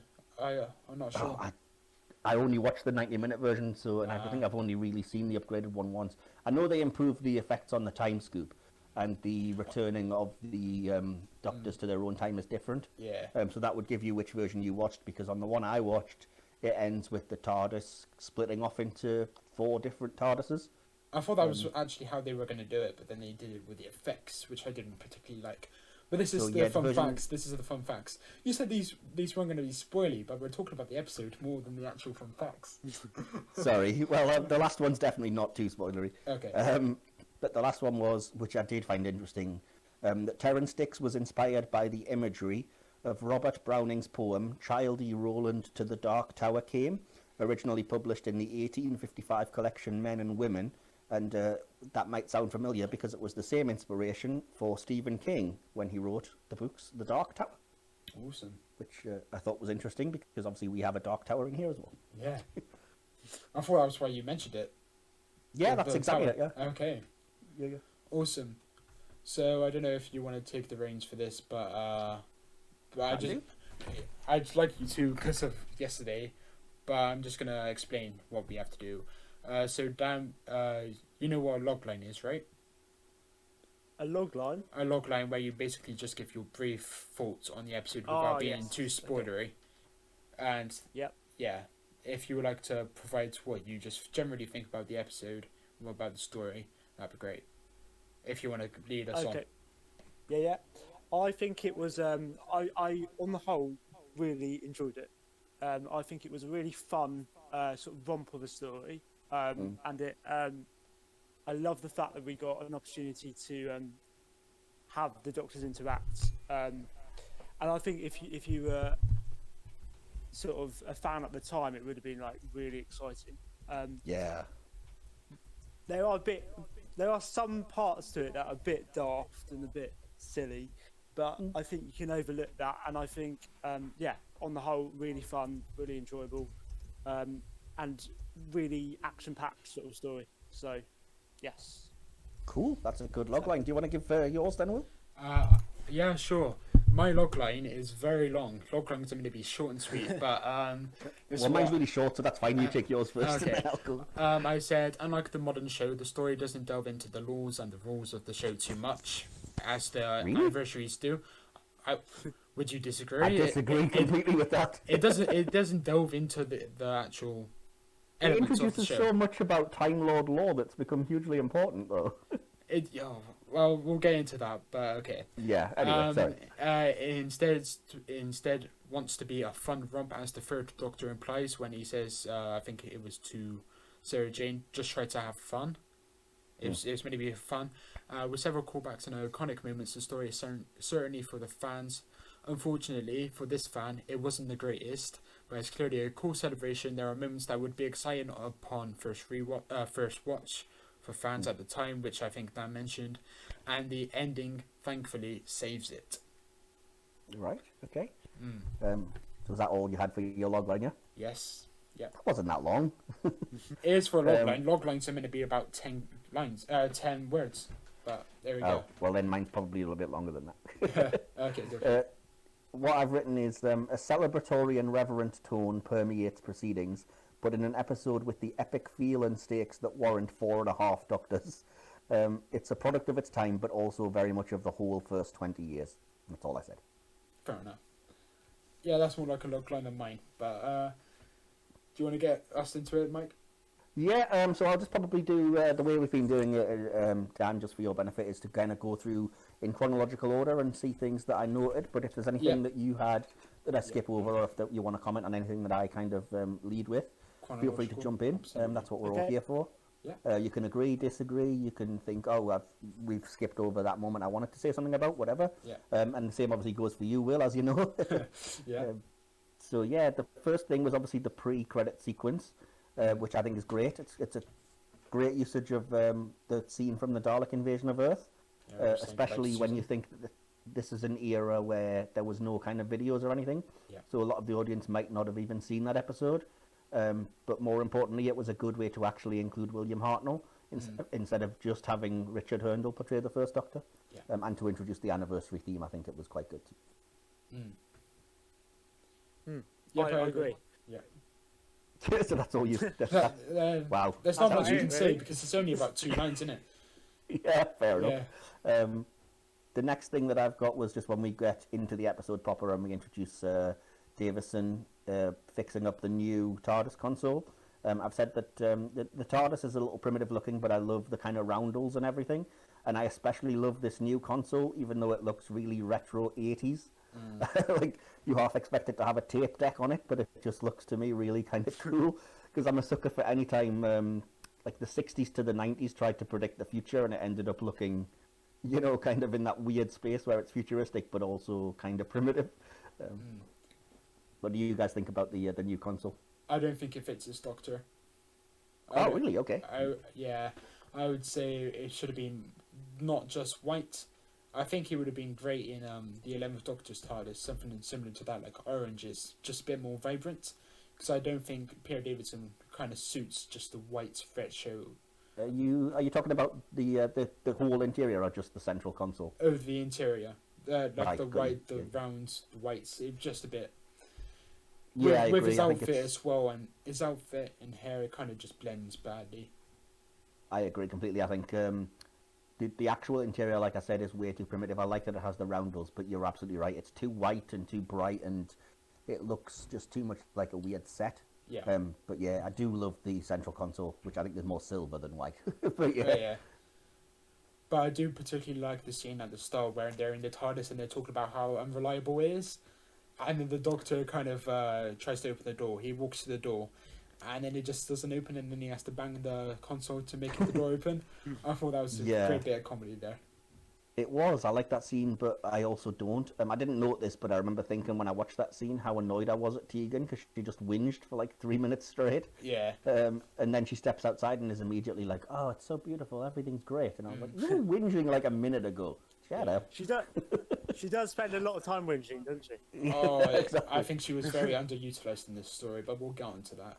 I would probably say she that was too, very, very harshly treated by the script. Without wanting to give too much away, I will say that I think the the females in this story do not fare very well, Oh, unfortunately. no. Um, But but I yeah, think I've said that. yeah. Oh, sorry. But go ahead. the scene in the TARDIS at the start was one of Davison's only moments to shine, because I don't think he was in this fairly, because this was his era, and I guess you could kind of put him away from the others, like put him on the backbench while all the others Right. take the center stage. But I think that was one of Davison's only good moments in the episode, when that interaction, the comedy at the start, because I don't want to get ahead of where we are, That's okay. but the acting where he kind of just drops, and I just think it was a bit, it wasn't the greatest bit of acting, and the script lets him down. It's probably the direction, how he was told to deliver it, but yeah. I half agree with you, and I'll just say it now because it's in my notes later, that I think it wastes Davison for the entire first half, other than that kind of that nice intro scene, because I've just said at the time there's way too much of him kind of disappearing or being incapacitated, or it just kind of drags and dawdles on with this, oh, is he okay? Where's he going? And the other 3 doctors that are in the death zone don't have that, so they kind of all carry their thing. But I think that I like that it's him that basically goes to the central location and solves the mystery and gets that agency, especially when I read that that was supposed to be the 4th Doctor, which I'm really glad he didn't do it then. Yeah. Because if that's given to a different Doctor instead of the 5th, he really would have no purpose in the special at all. And I'm surprised you didn't mention it in your fun facts, actually, but in the original script, I think Dix mentioned that Tom Baker was going to get the central role in that episode if he had accepted. Yeah, yes, that's what I was saying. Yeah, he would have been the one to solve the mystery and be at the capital and uncover who was behind it and everything. Which, as I say, I think it works much better with it being the current Doctor. So I liked how Davison was used for the second half, but not so much the first, where it was all just, oh, we have to quickly write him out, so let's just have him fade in and out of existence for half an hour. Yeah, it was a bit stupid. And then conveniently, the moment that it all restores is the moment the first Doctor walks in. Yeah. It was just a bit too convenient, but that's what the show is about, just convenience. Yeah, I guess. Do you have any thoughts about that, Dan, or should we move on? What about Just how start, Davison was used, I guess. Yeah. Yeah, I think slightly underutilized, as Will said, but I think with it being a special, you sort of want to see the other Doctors together, don't you? You want probably more to see them rather than the current Doctor. But yeah, it was nice for him to get sort of that bit at the end. So, and as Will says, the first bit where he's in the TARDIS is probably the best bit for him, isn't it? Absolutely. Yeah. Fair enough. And it only I lasted agree. about I think 20 seconds, which is unfortunate. I know, it's a shame. I agree with you, but I think that feeds into my criticism, Dan, is that I would have loved to have seen the Doctors interact, but they barely do. They all get separated. So a lot of it is like, this is the 3rd Doctor's story, this is the 1st Doctor's story, this is the 2nd Doctor's, and it's like I would have preferred them to meet up quicker. Although it is nice that they're with companions they'd recognise, but yeah. Yeah, that's just what you want, really. You want it to get to that bit where they're all together. Yes, exactly, which comes way too late for me. But anyway. I've said that, the dialogue's good as they admire how beautiful the location is, which is kind of nice. And on a kind of another fun fact note, they're at the place called the Eye of Orion, which apparently they've been heading to for the last several episodes. I cannot confirm that because I haven't seen most of the ones before this. But yeah, it's conclusion of that kind of ongoing story arc. So then the next thing we see is the sinister kind of cliche of only seeing the hand of the villain as he kind of moves about. But it kind of works for me. The one thing that doesn't work is the awful time scoop effect, at least on the version I watched. If you watched the upgraded one, Will, I'm guessing yours would have looked better. But the one that I watched was literally just a black triangle that spun around, which is just bad. Mine was, it doesn't work. It was like white and transparent triangle. Yes, yours looks way more 3D and pyramidal because I have seen that version. Well, if you think that's better, I dread to think what your versions look like because it was awful. Seriously, I'm not exaggerating when I tell you, just literally picture a black triangle, and not even a 3D one, like a flat triangle, flying towards the actor, and then a scene quickly with a publicity shot inside of a black triangle that almost looks like the scene from Superman where they're in the Phantom Zone. Yeah. It's just bad. The both versions are bad for CGI, I'd say. Yeah. definitely. The next note I've said is that I'm really sorry. Richard Hurndall's a great actor and everything, but he looks nothing like William Hartnell. Yeah. I cannot suspend that disbelief. I'm sorry. I was thinking about half hour in. Surely it wouldn't have been that difficult just to find someone that looks similar, put him a wig on or something, and then just say, emulate this guy. Because they're... Well, that's what they think they did, but yeah, I just don't think it's that good of a thing. I mean, even as much as people may not like it, even Moffat saying, "Oh, your face is all over the place because you've started regenerating," at least gives you an explanation rather than just ignoring it outright. And then to have it be Susan that he interacts with, and her to be like, and her to not rather be like, "You look nothing like my granddad. What the heck's going on?" But yeah.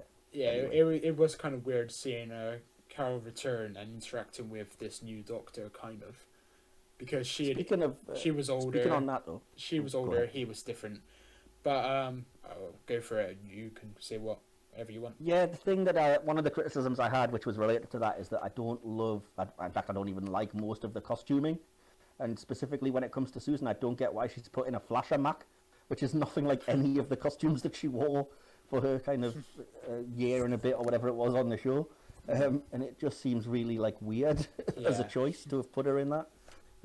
But it's probably still better than the horrible pink monstrosity that Sarah Jane is forced to wear. So we'll forgive Yeah, it, I guess. it's very 80s. It's very 80s. Yes, very. Yeah. When the 80s perm, I think, just sets it off Yeah. all the worst. But yeah, the next thing I guess I can kind of ask you guys whether you agree with me or not, because I was on the fence about it. But when the doctors start to get picked off and the fifth doctor says that, oh, he's experiencing cosmic angst, I didn't like that line. I thought it was hokey. Yeah. You guys agree? The whole delivery of Davison, I think I mentioned earlier that his performance in this episode wasn't great. And I think I mentioned in previous episodes he's not near my top in my ranking. Because I think he's a good actor outside of Doctor Who, but in Doctor Who he didn't quite have it, in my opinion. Okay. Same with Colin Baker. But that's why I mentioned the scene at the start, he was kind of relaxed, and I think the moments where Davison shines, you mentioned it, is near the end when he figures out the what do you call it, the harp, whatever it's called, the Yes, whatever the it is. musical notes. Yeah. And things. The harp of Rassilon. Yeah, those scenes great. Scene at the start great, but where he's actually physically acting, I didn't think was great. Especially like I said, the direction, how he delivers those kind of actions. I thought it could have been so much better, especially if it was a character like the Second Doctor. If the Second Doctor was in his position, I've got a soft spot for the Second Doctor. I'm sorry, but yeah, I think the Fifth Doctor's moments would have been better with the Second Doctor, especially in the TARDIS and all the delivery of the performances of the Heart. But it kind of makes sense considering Davison was the latest, and it's a race in his past. Yeah. But yeah, To give a really Davison quick doesn't rebuttal, do it because I'm there. just, I would be repeating myself, but I will say that I disagree with you half in that I agree with what you're saying for the first half of the story, but I think as soon as kind of Davison takes the transmat to the capital, I think everything after that is really, really well acted and That's what I fantastic, said. and it's good that he gets. Did you? Okay, well, because I agree Yeah. with you No, completely. Then. I said he was great. I said he was great in the TARDIS at the start, and then Hmm. from when he was actually there and he was doing the harp, he was great. Yes. Yeah. Yeah. Okay. Cool. But the actual physical Yeah. acting when he was outside the TARDIS and inside, I thought it was a bit meh. Yeah. Awesome. The next scene that we get, unless you guys have anything before this, would be when the Second Doctor meets up with the Brigadier, and you get all of those cool, nice past references to, you know, being the scientific advisor and thoroughly good chap, all of them, and the fur coat from the Yeti stories, and Yeah. you've redecorated, I don't like it. I was going to and mention that iconic. it's all just, it's complete, for want of a better word, it's complete fan service, but I think it's fan service that works because it gives you kind of that moment of, oh, bless, it's Doctor Who, you know? There are quite a few moments in that episode that are clearly influenced and reused in future stories, especially in Modern Who, because Yeah. I think I noticed 2 or 3 of the clips in the story were reused in The Name of the Doctor. I was just going to mention that it was the second and third Doctor scenes when the time scoop gets them. We'll put on Yes. new backgrounds for the Clara going through the Doctor's timeline scene. Yeah, and now this is giving me a different perspective, because how does Clara shouting "Doctor, save the third Doctor" when driving? It kind of makes no sense because it kind of just Well. disappears. But yeah, Yeah. Fair enough. Yeah, so I've also said there's a reference to the Yeti, the Cybermen, and to Omega. And another thing that's worth noting is that this is the first reference to a character called the Terrible Zodin, which was an improvisation by Patrick Troughton that has become a running joke, in that the character's mentioned a few times throughout the show but never seen, which I think is kind of funny. I think also, just going to add in a fact here. So, so Benton was meant to be in this story as well, and he was meant to play the sergeant Yes. in this scene.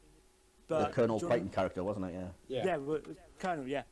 But he refused because he said that the role was like didn't give him enough to do. So that's quite interesting. Yeah, I think it was Yeah, definitely I think hard it's to balance all four of them. And all of the returning companions, I agree. Yeah, because literally my second bullet point was the amount of doctors in it. With the amount of doctors in it, should I say, the difficulty to give them all sufficient screen time was clear. And I said, despite the lengthy duration, it kind of felt to me that the second and fifth Doctor got less screen time than he deserved. Especially the second, because I think the third and the first got the most screen time. But I'd have to rewatch it. But it definitely felt like the second and fifth Doctors were very underutilized. I didn't notice, but then again, I absolutely adore the third Doctor. Yeah.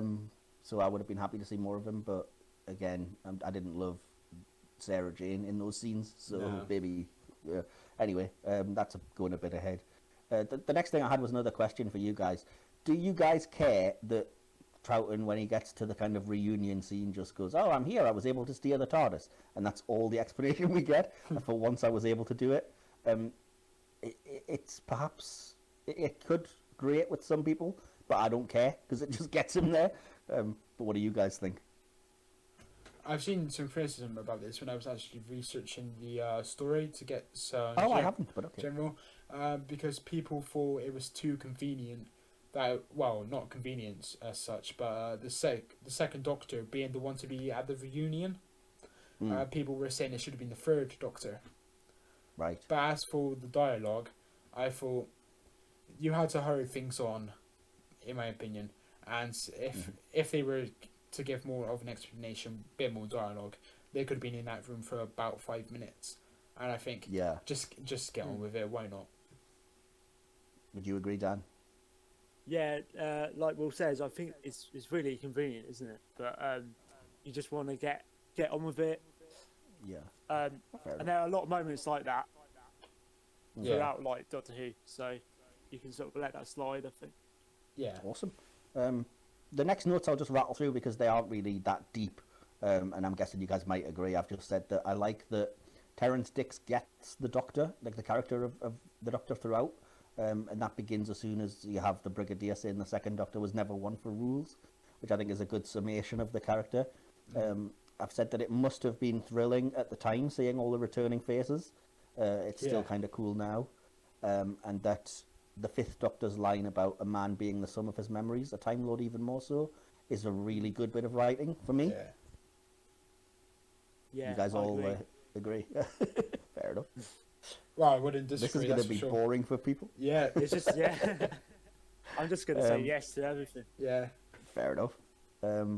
Yeah, so the next scene we get is the capturing of Sarah Jane, which I'm not sure why they picked these particular companions, other than that's who were available. But it's worth noting because it proves that the K9 and Company spin-off was canon, even though it was never picked up for a series, Yeah. because she has the new K9 in that scene. Terrance Dicks, however, just promptly writes K9 out because he doesn't like writing for him, so he just doesn't go with it. I do like the direction that scene where it points to K9, who looks like he's going crazy, and then it kind of pans to the sign that says "Beware of the dog." Yeah, in the Yeah, that's cool. awful 80s kind of K9 and Company title font as well. Yeah.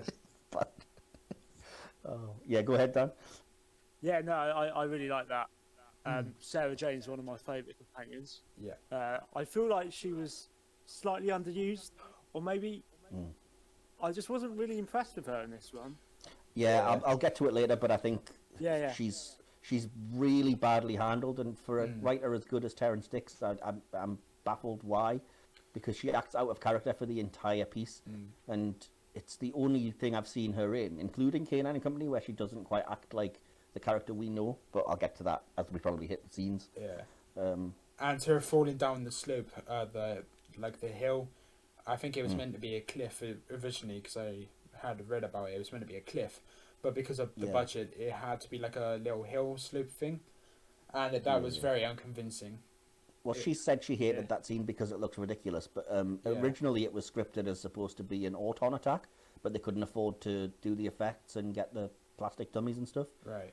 So instead, the fact that you replace with what could have been a really epic action scene with, oh no, I've tripped and fallen down a hill, is ridiculous. And yes, it's kind of worth noting that Liz Sladen also hates that. Okay. So, And is the fact that they have to get Bessie in to like sort of get her out of it, like You Yeah, could probably to climb throw her up out, that. You could probably climb up oh, it's so bad.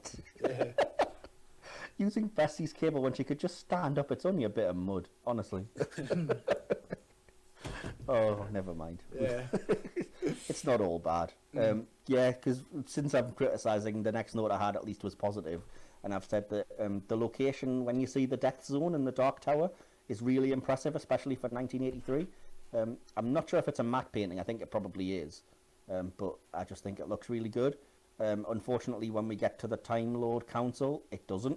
It looks like a 1980s Indian restaurant, unfortunately. And I don't like these costumes that they wear for the Time Lords. They're kind of just silly looking, which is ridiculous because the more silly looking ones of the big collars I actually really do like. Yeah. But these just kind of weird, like, I don't know, The X-Men 12th, costume yeah, the things 12th that Doctor they're- kind of summarized it when he said they've big hats, because the Yeah. bigger the status, the bigger the hats. And I thought, yeah. when he like kind of mentioned, oh, we're gonna get this guy, I thought, I wonder if he's gonna have a bigger hat. And he took him in, and he did. He was bigger costume, lost you, Will. and I wait, what? You dropped out for like 5 seconds there, but you're back. That's okay. Oh, okay. Yeah, your voice sounded distorted. I think whenever you sound distorted, I drop out or something similar. But Right. yeah, but I'm here, and I basically when he introduced the character, I thought, is he gonna have a bigger hat? Because it was like the general guy, and then he comes in and he had a bigger costume as well, and I thought, that's just some Doctor Who. I've done it. The Time Lords. I think It I was prefer crazy. the big hats. The big hats though to the weird kind of hooded wetsuit thing that everybody else is wearing, Yeah. which just looks ridiculous for Yeah. me. But yeah. So, any thoughts on the kind of costuming of the Time Lords then, Dan? It's a weird one, isn't it? Isn't it? Yeah. I I prefer the whole Time Lord robes like that they have in yes. the End of Time. Yeah, me too. That's the best one. 100%. I like that. Robes and big collar, which Yeah, you do yeah. get a bit of because Flavia appears in it at the very end, inexplicably, since she's going to arrest somebody and she wears the most unwieldy costume in the world. Yeah. No, never mind. So yeah, the next thing I've said is that then you introduce Anthony Ainley, who I've said is great every time he appears as the Master. He's really good in the role. Absolutely, yeah. And it's worth noting that he's the first sort of returning villain that you see, because of course he was, he's recently appeared just at the end of the Fourth Doctor's era, which is kind of making him, I think, the current biggest threat, arguably. Yeah. Um, I could definitely see the parallels. Shasha Darwin, I think his name is. The Sacha latest, Dhawan, yeah. the latest Master. I think he was heavily inspired by Ainley, especially. But yeah, I think Ainley put in a Completely. good performance, and his him trying to convince the Doctor to trust him. I think that was the way they played that. Like the Third Doctor completely wasn't having it, and then the Fifth Doctor was kind of, no, was it the Fifth Doctor? Who was more? Yeah, it was. yeah. That was the Third Doctor who kind of steals yes. his credentials and, And then sends them off. it and was the Fifth has one Doctor with it. that was a bit more willing to listen to him, which I think was a Yeah. nice bit of development for those two characters. Yeah. I would agree with that, actually. I haven't made that note, but I completely agree. It makes Okay. sense. I think for those two versions of the Doctor, I think it makes sense to their character as well. Yeah. So, yeah. The next scene is when you get the First Doctor, and I've said that whatever the heck this Hall of Mirrors set is just bad. It was a terrible idea. It looks ridiculous. I don't understand why we don't see Susan get time scooped. Like, we see every other companion and Doctor, but she's just there. Oh, that's a good She was point. like, seems like a weird choice. Because the First Doctor isn't with anyone; he's just walking around some garden, and then he gets Yeah. zapped. Yeah, that's weird. Yeah.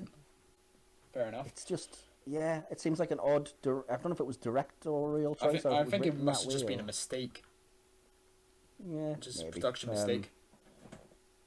But yeah, it's nice to see Carol Ann. And then obviously you get the shot of a Dalek, which I personally love. I think you had to have a Dalek in I the love it. anniversary episode. I love agree. it for the sake of it's an anniversary special and it's Doctor Who, Yeah. and you just gotta have a Dalek in there somewhere. Or you don't Yes. have to, but it's just it's Doctor Who epitomized basically. But I do think it was kind of pointless, and yeah, Yeah. Yeah, I'd say that, it gives Richard Hurdle something to do, I guess. Some actual yeah, but physical stuff. unfortunately, it's not a great scene No. that he gets. But yeah, yeah, because that's the thing. I've said that it's the Dalek design's great, and it's always good to see it because it evokes the kind of the imagery going back to the start of the show. But the Dalek was underused. It's defeated way too easily and ridiculously. It shoots itself, for crying out loud, which is the most stupid thing in the world. Yeah.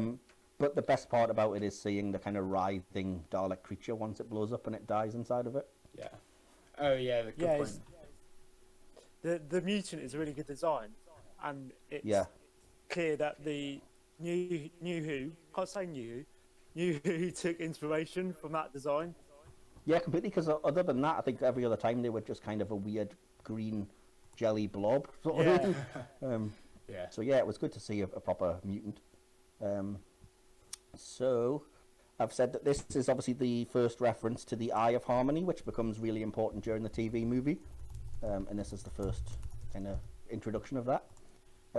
The next question I've noted, I don't know if I was just bored during this point or whatnot, but my mind clearly wandered, because the next note that I've got is, why does whoever's up to all of this, why do they only capture these 5 Doctors? Like, they're Time Lords, so they could bring future versions, and we now know that the Time Lords are aware that there was pre-Hartnell Doctors, so Oh, okay. why did they only pick these 5? It just seems so weird, out of context now, looking back at it. Yeah. But I can't really blame the story at the time for that. What are you trying to say? As in, they should have got more Doctors in it, or? Well, no, it's not really a criticism of the episode as such, as much as, like, if this was reality, which I know it's not, and that's like a ridiculous thing to say, but if this was reality, they're the Time Lords. So, like, they have the 5 Doctors that we've seen, but they wouldn't have the limitations of time. So, like, why isn't there?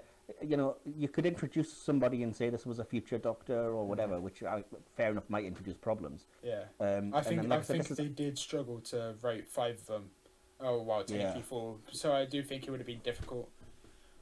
But Yeah, but I yeah. think it's not so much that I wanted to see more, just some explanation as to kind of like, oh, we were getting all of the Doctor's lives and the time scoop kind of stopped with the 4th and that's why he got stuck and so we couldn't get any more, as opposed to just, oh, we only wanted these guys. Yeah. So yeah, that would have been nice. Plus, like I said, obviously it's controversial anyway, but this is after Brain of Morbius, where you've kind of established pre-Hartnell Doctors. So it's kind of odd that then Peter Davison mentions that he's the 4th regeneration, and yeah, that's a whole mess of worms that I won't get into, but it's kind of it's worth noting when you watch the episode now, I think. Yeah, gotcha. Dan, do you have any think notes to so. say about the episode so Yeah, far? yeah, it's a bit convenient that, but I think it works. And if you added any more Doctors into it, it would just be a bit overloaded, and there'd be not enough for each of them to do. Completely So- agree, yeah. You know, It would take away the That's probably attention fair. from the actual, not the actual, but the actual Doctors that were in the story. It would Yeah. take away. They didn't It's- have much to do anyway, but there we go. Yeah, it's kind of just. I think it's partly because we were spoiled by Moffat in that he sort of has the 12th Doctor make a slight appearance in Day of the Doctor, Yeah. and there's no reason you can't with time travel and everything. So to not address it at all just seems a bit weird. But again, I know that it's a nitpick, and you guys are absolutely right. Like, you wouldn't want more characters in the show. Yeah. So yeah. The next thing I've said was already what I've said. The current Doctor's incapacitated and dawdling for way too long. The 5th Doctor. Yeah. This is the first appearance of the first Doctor saying, "I am the Doctor," the original, you might say, which comes up again, notably when, what's his name, David Bradley appears as the Doctor. Yeah. The next note I had is quite bitchy. Again, I must have been bored during this point because the Doctor says that, yeah, crossing the timeline can happen, but it's only in the gravest of emergencies. And I've put, or anytime there's an anniversary special, or randomly when you want to defeat the Sontarans or whatever, because it happens entirely too often. Yeah, I didn't understand that bit of dialogue. Grave danger. I was like, Well, at that point, I suppose really. this had only happened twice. So it's Yeah. like, yeah, we can encounter each other, but not all the time, so don't expect that we're going to have like 5 Doctors a week or whatever. Yeah. But yeah, now that there's been so many multi-Doctor stories, that line kind of just feels silly. I do think it now, in retrospect, it was very... Yeah, I thought this before, but it's very unfortunate that the surviving actors didn't return in the 50th. Yes. I think it was very unfair of Moffat not to include them. But of course, we got Yeah. the 5 Doctors reboot, which was comedy genius anyway. But yeah. Yeah, yeah. I think it's the same kind of problem that you guys are saying about this, though, in that you wouldn't really want to add more characters to have to deal with. Like them appearing on the little video screens is probably as much as you could do with them. Yeah, because sort of like- otherwise, If they took go ahead. if they also took the decision, sorry, but I was gonna say That's alright. if they also took the decision to save or destroy Gallifrey, have them all there, I think that could have been cool as well. But Yeah, again, fair enough, it's a but matter of how many should you're not be going to there. hire an actor though to have one sort of scene like that, and they wouldn't agree to do it. If you just say, "Oh, we want you to be part of the special, but you're literally just going to be in one scene and you'll get one line of dialogue," you'd be better off just using the clips if you're going to do that. Maybe, yeah. So I can understand it. Plus, I'm really happy with Tennant, Smith, and John Hurt. Oh yeah, So I wouldn't want to take anything away from them. yeah, But yeah, we're getting to review a different episode now. yeah. Apparently, Colin Baker was really, really annoyed with Tom Baker getting like that moment in Oh, the Day okay. of the Doctor. What's Right. that? Thought, why aren't the rest involved? You know. Because Oh, Tom right, Baker's yeah. the most famous one, and he's Yeah. better than you. Admit it, Colin Baker. Baker's so bitter about being hated. Like, whenever there's a poll of doctors, he's like, "These polls are silly. It's ridiculous. It's not fair." That It's kind even of worse. side pedals into another reason. When I created my first account, Who Discussion, so 2 years ago, right? One of my first tweets was a poll, and I said, "Which do you prefer, Modern Who or Classic Who?" I don't know how long you've been a follower of the account, but it was very early days, and it kind of took off because Colin Baker replied to it, and by this time I was like unknown. I had like 12 followers or whatever, and he just randomly replied to me and said, "Let's just enjoy them both." And I thought, Yeah. yes, but that debunks the question. That's the point of the question. So I Yeah, thought, he's way too defensive about these things, I think, personally, which is a shame. He's a great guy, don't get me wrong, and yeah, he vastly improves with the Big Finish stuff, but I think it's quite telling that the one that's more bitter about all this polling and stuff is the Doctor that's usually most people's least favourite. yeah, which is a shame because a lot of people like him in Big Finish. Yeah, like I said, he's not that bad, but I don't think you can start going around telling people they're not allowed to ask for favourites and stuff. Yeah. Like, you can't get toxic, but to say that, you know, because like I said, the thing that I remember is when he wrote letters into Doctor Who magazine because they had ranked, like, who's your favourite Doctor out of the 10 at that point. And he was like, "This isn't fair, you shouldn't be doing this, it's ridiculous," and everything. And I was like, it's not like they were being mean. It's just Yeah. literally, you Yeah. know, it's polling people, you know? Yeah, And also when they did the most recent poll of every episode ever, I think it was like 2014. His Yeah, I've first never seen story, that. The Twin Dilemma, came last, blimey. and he obviously was a bit cross about that. But so I think that's led them to not do any of these polls anymore because of his backlash against it. I Sam, not I do kind of feel bad for him because he clearly gave it his all. But to be bitter Yeah. about it and try to censor history, you just can't do that. Yeah, exactly. So that was a bit of a digression, but I have another one because it was something I'm kind of really hoping you guys haven't looked this up and found this out, because I had no idea about this till I was researching it, and I've seen this episode a million times and never noticed. The third Doctor takes the seal of the High Council from the Master, and that pays off like many years later in the time of the Doctor, because it's what the 11th Doctor has that allows him to be given the new set of regenerations, which is a fantastic use of something that nobody would have noticed or remembered. Absolutely, yeah. But yeah, that bit of continuity I think is just is a thing of beauty. So I really appreciated that when I read about it, and then when I rewatched this scene and was like, wow, man. Like, I've seen this and I've seen Time of the Doctor so many times, and it's never occurred to me that, Yeah.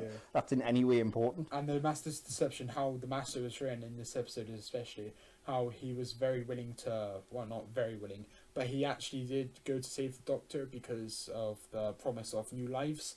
And then by the end of the episode, you think, oh, what's the Master going to do? And then he does turn right at the end. And I thought that was a great twist.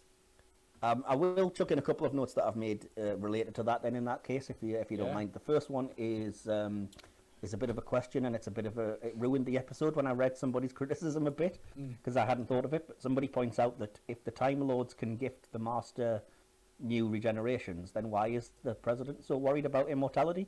Like, surely he could just do that for himself. Yeah. It seems like the entire plot falls apart when you realise that, and I'm like, oh crap. Plus, that's right. I'm unsure, but the Timeless Children canonise it sort of, that before they put the restrictions of however many regenerations, I think it's 13 regenerations, before that limit had been on, that it was unlimited. So that's immortality. Yeah. Mike, can you say the word? Immortality. That's the word. Yeah.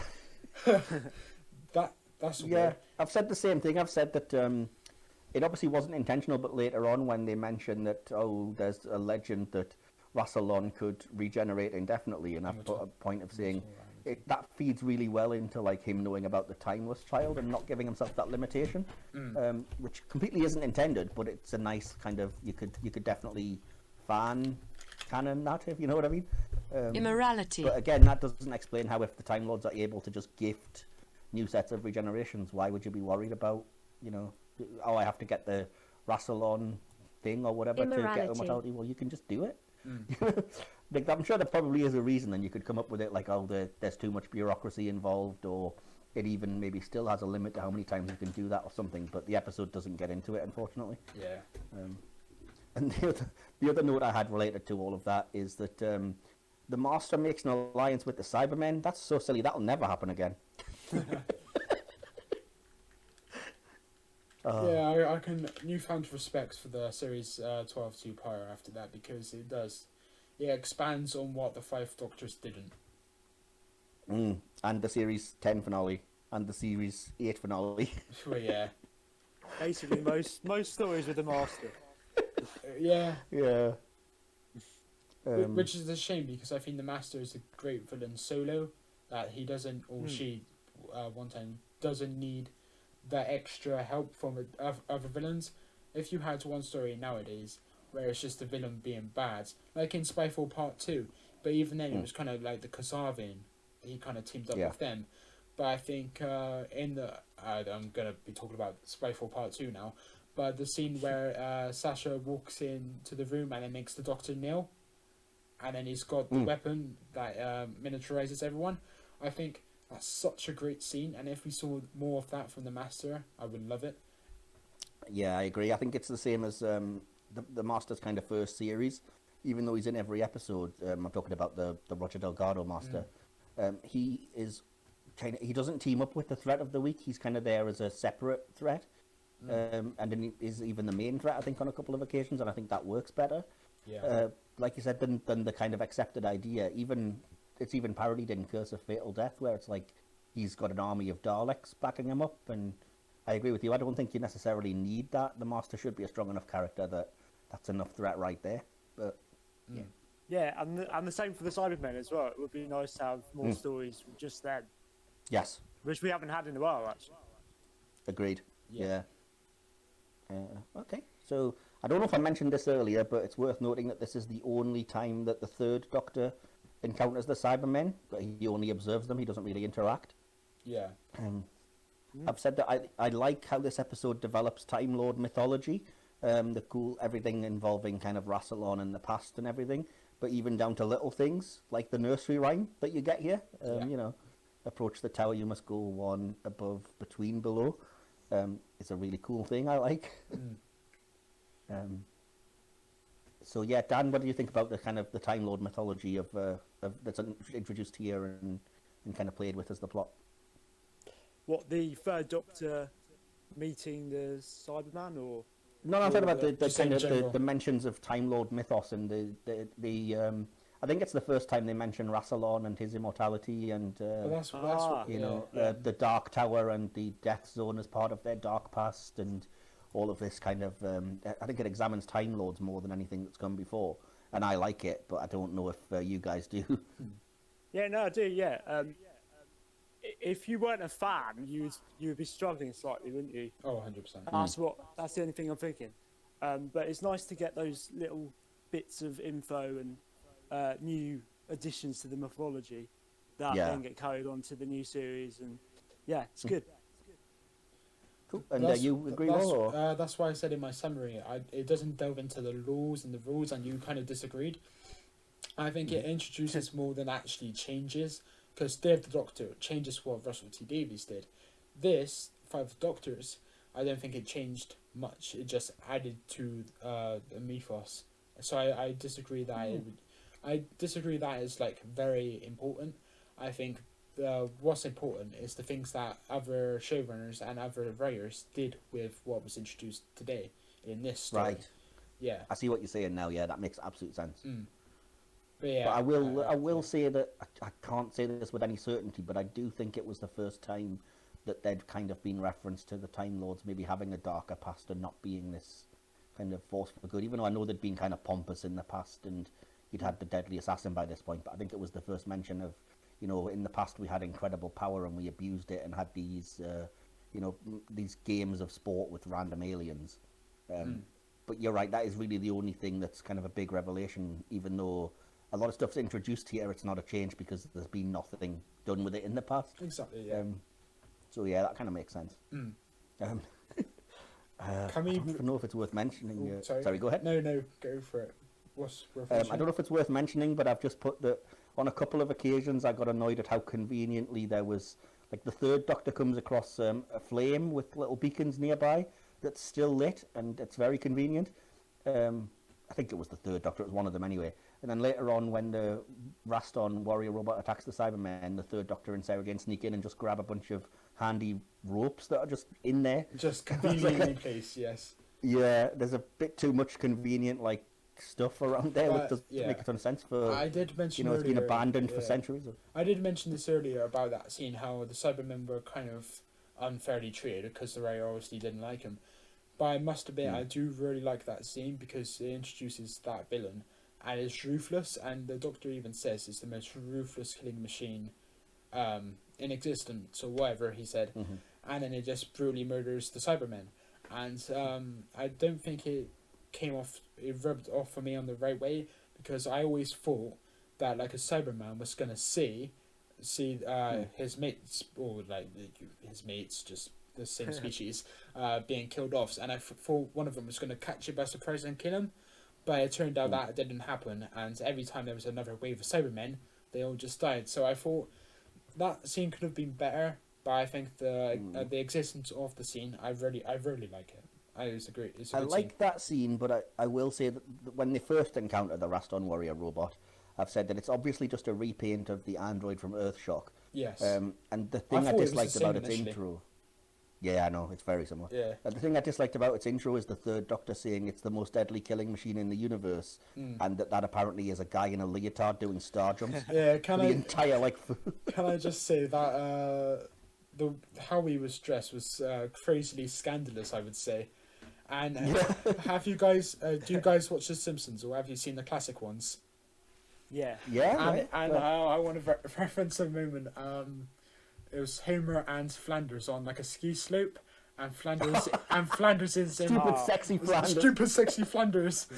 It feels like I'm wearing nothing at all, and I just Stupid sexy Raston warrior robot. I just thought of that scene when I was watching it, and I think that parallel was so great. Even there was a parallel in my head, I thought that was fantastic. You're so right. Yeah. You're so right. But yeah, I do think the scene later when it attacks the Cybermen is better, but it's just a shame that, you know, the way that they portrayed, oh, it's lightning fast, was this dude doing star jumps and then just going like, boop, which just looks That was so ridiculous. stupid, yeah. I would actually be interested to see how they did that. They must have split screening, because there was one scene where there was fire everywhere, and then he was in that shot, and then he kind of disappears, but the fire, there's no visible alternations of the fire. So either they Yeah. they masked it perfectly, or they kind of kept rolling, and then they edited it perfectly. But I'd be really interested to see how they did those scenes, because obviously Yeah. some scenes they just stopped rolling, got the guy out, continued rolling. But in the scene of the Yes, fire, I have no idea how they did that. It was very good. Yeah, but it does lead to the error, which I think is what you're getting at, where there's a fire 1 minute and then the next it's just gone, even though there should be like flames everywhere where the robot had shot the Cybermen. Right. So I think it's probably, it's like you said, they did a pass that wiped out the robot, but it also wiped out everything that was kind of not landscape in that scene, so it led to a kind of continuity error. But I do think And, that whole spe- 5 minute scene was one of the best moments in the episode. Awesome. Yeah, speaking of errors, the next thing I've got is just a little geeky thing that's almost got nothing to do with Doctor Who. But the fifth Doctor tells the Master, excuse me, like Alice, I tried to believe 3 impossible things before breakfast. That's actually a misquote. Oh, The actual line is, why sometimes I've believed as many as 6 impossible things before breakfast, and it's said Right. by the White Queen, not Alice. So, come on, fifth Doctor, you should be better than Come this. on. The next note was another criticism, and it's that I hate that Susan, they're running away, her and Tegan, and she twists her ankle on nothing. She trips over herself, and I just groaned. And then I read, after making that note, I read that Carol Ann Ford also hated that. So I think Yeah. there's a lot of like women in this episode think, getting yeah. ridiculous things. And, The way the writers did that was crazy. Or I think the direction and the writing in this story, how they portrayed the women, it was very unfair, and it definitely brings down my score. But I'll get into that later. But Yeah, I agree. It's a big shame.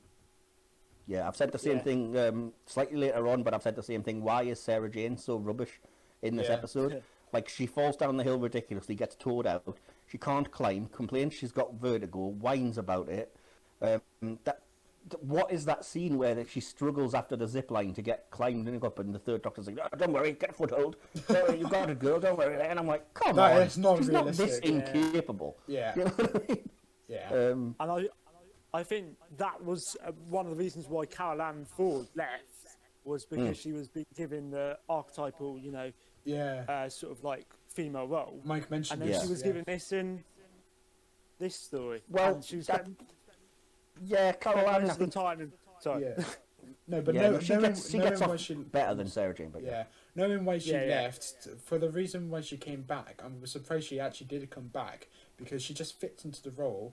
She's about 20 years older, but she's doing pretty much the exact same thing, but it's just a bit ridiculous on the as a spectacle, because she is 20 years older. She's not that a young kid anymore, and I think the way Tegan is.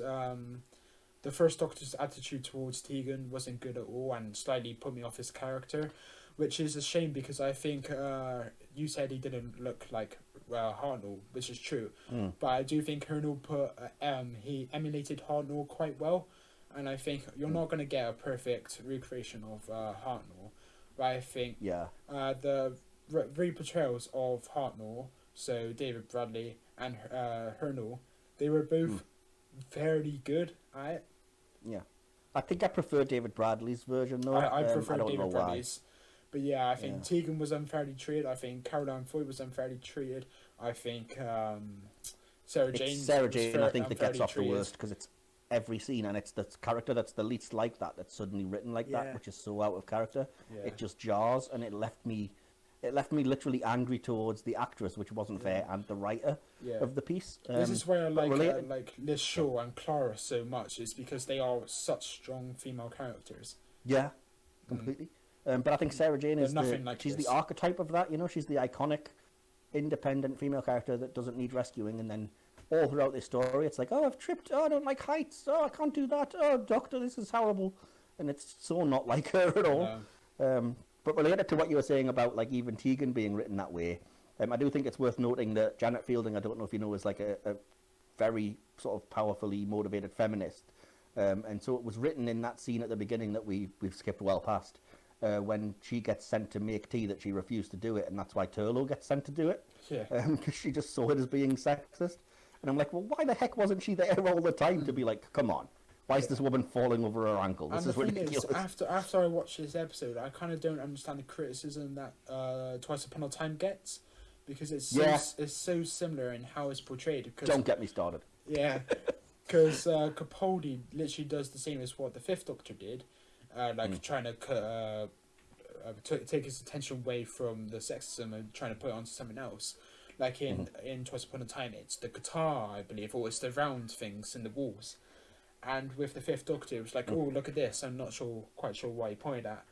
But it's so similar, and I think if you don't like Twice Upon a Time, how can you sit there and say, oh, I love the Five Doctors? And I think we'll get to that. I think it's just nostalgia-wise, mostly. Yeah. Well, don't give too much away, because we may or may not be dealing with Twice Upon a Time at a later date. Oh, quite. Oh, God, yeah. Damn. I swear. Sorry, I didn't mean to just cut you off, but I was like, don't give it all away in this episode. I swear, in the first 4 episodes, we were so strict with like not making sure we don't say the episodes that we're going to be reviewing.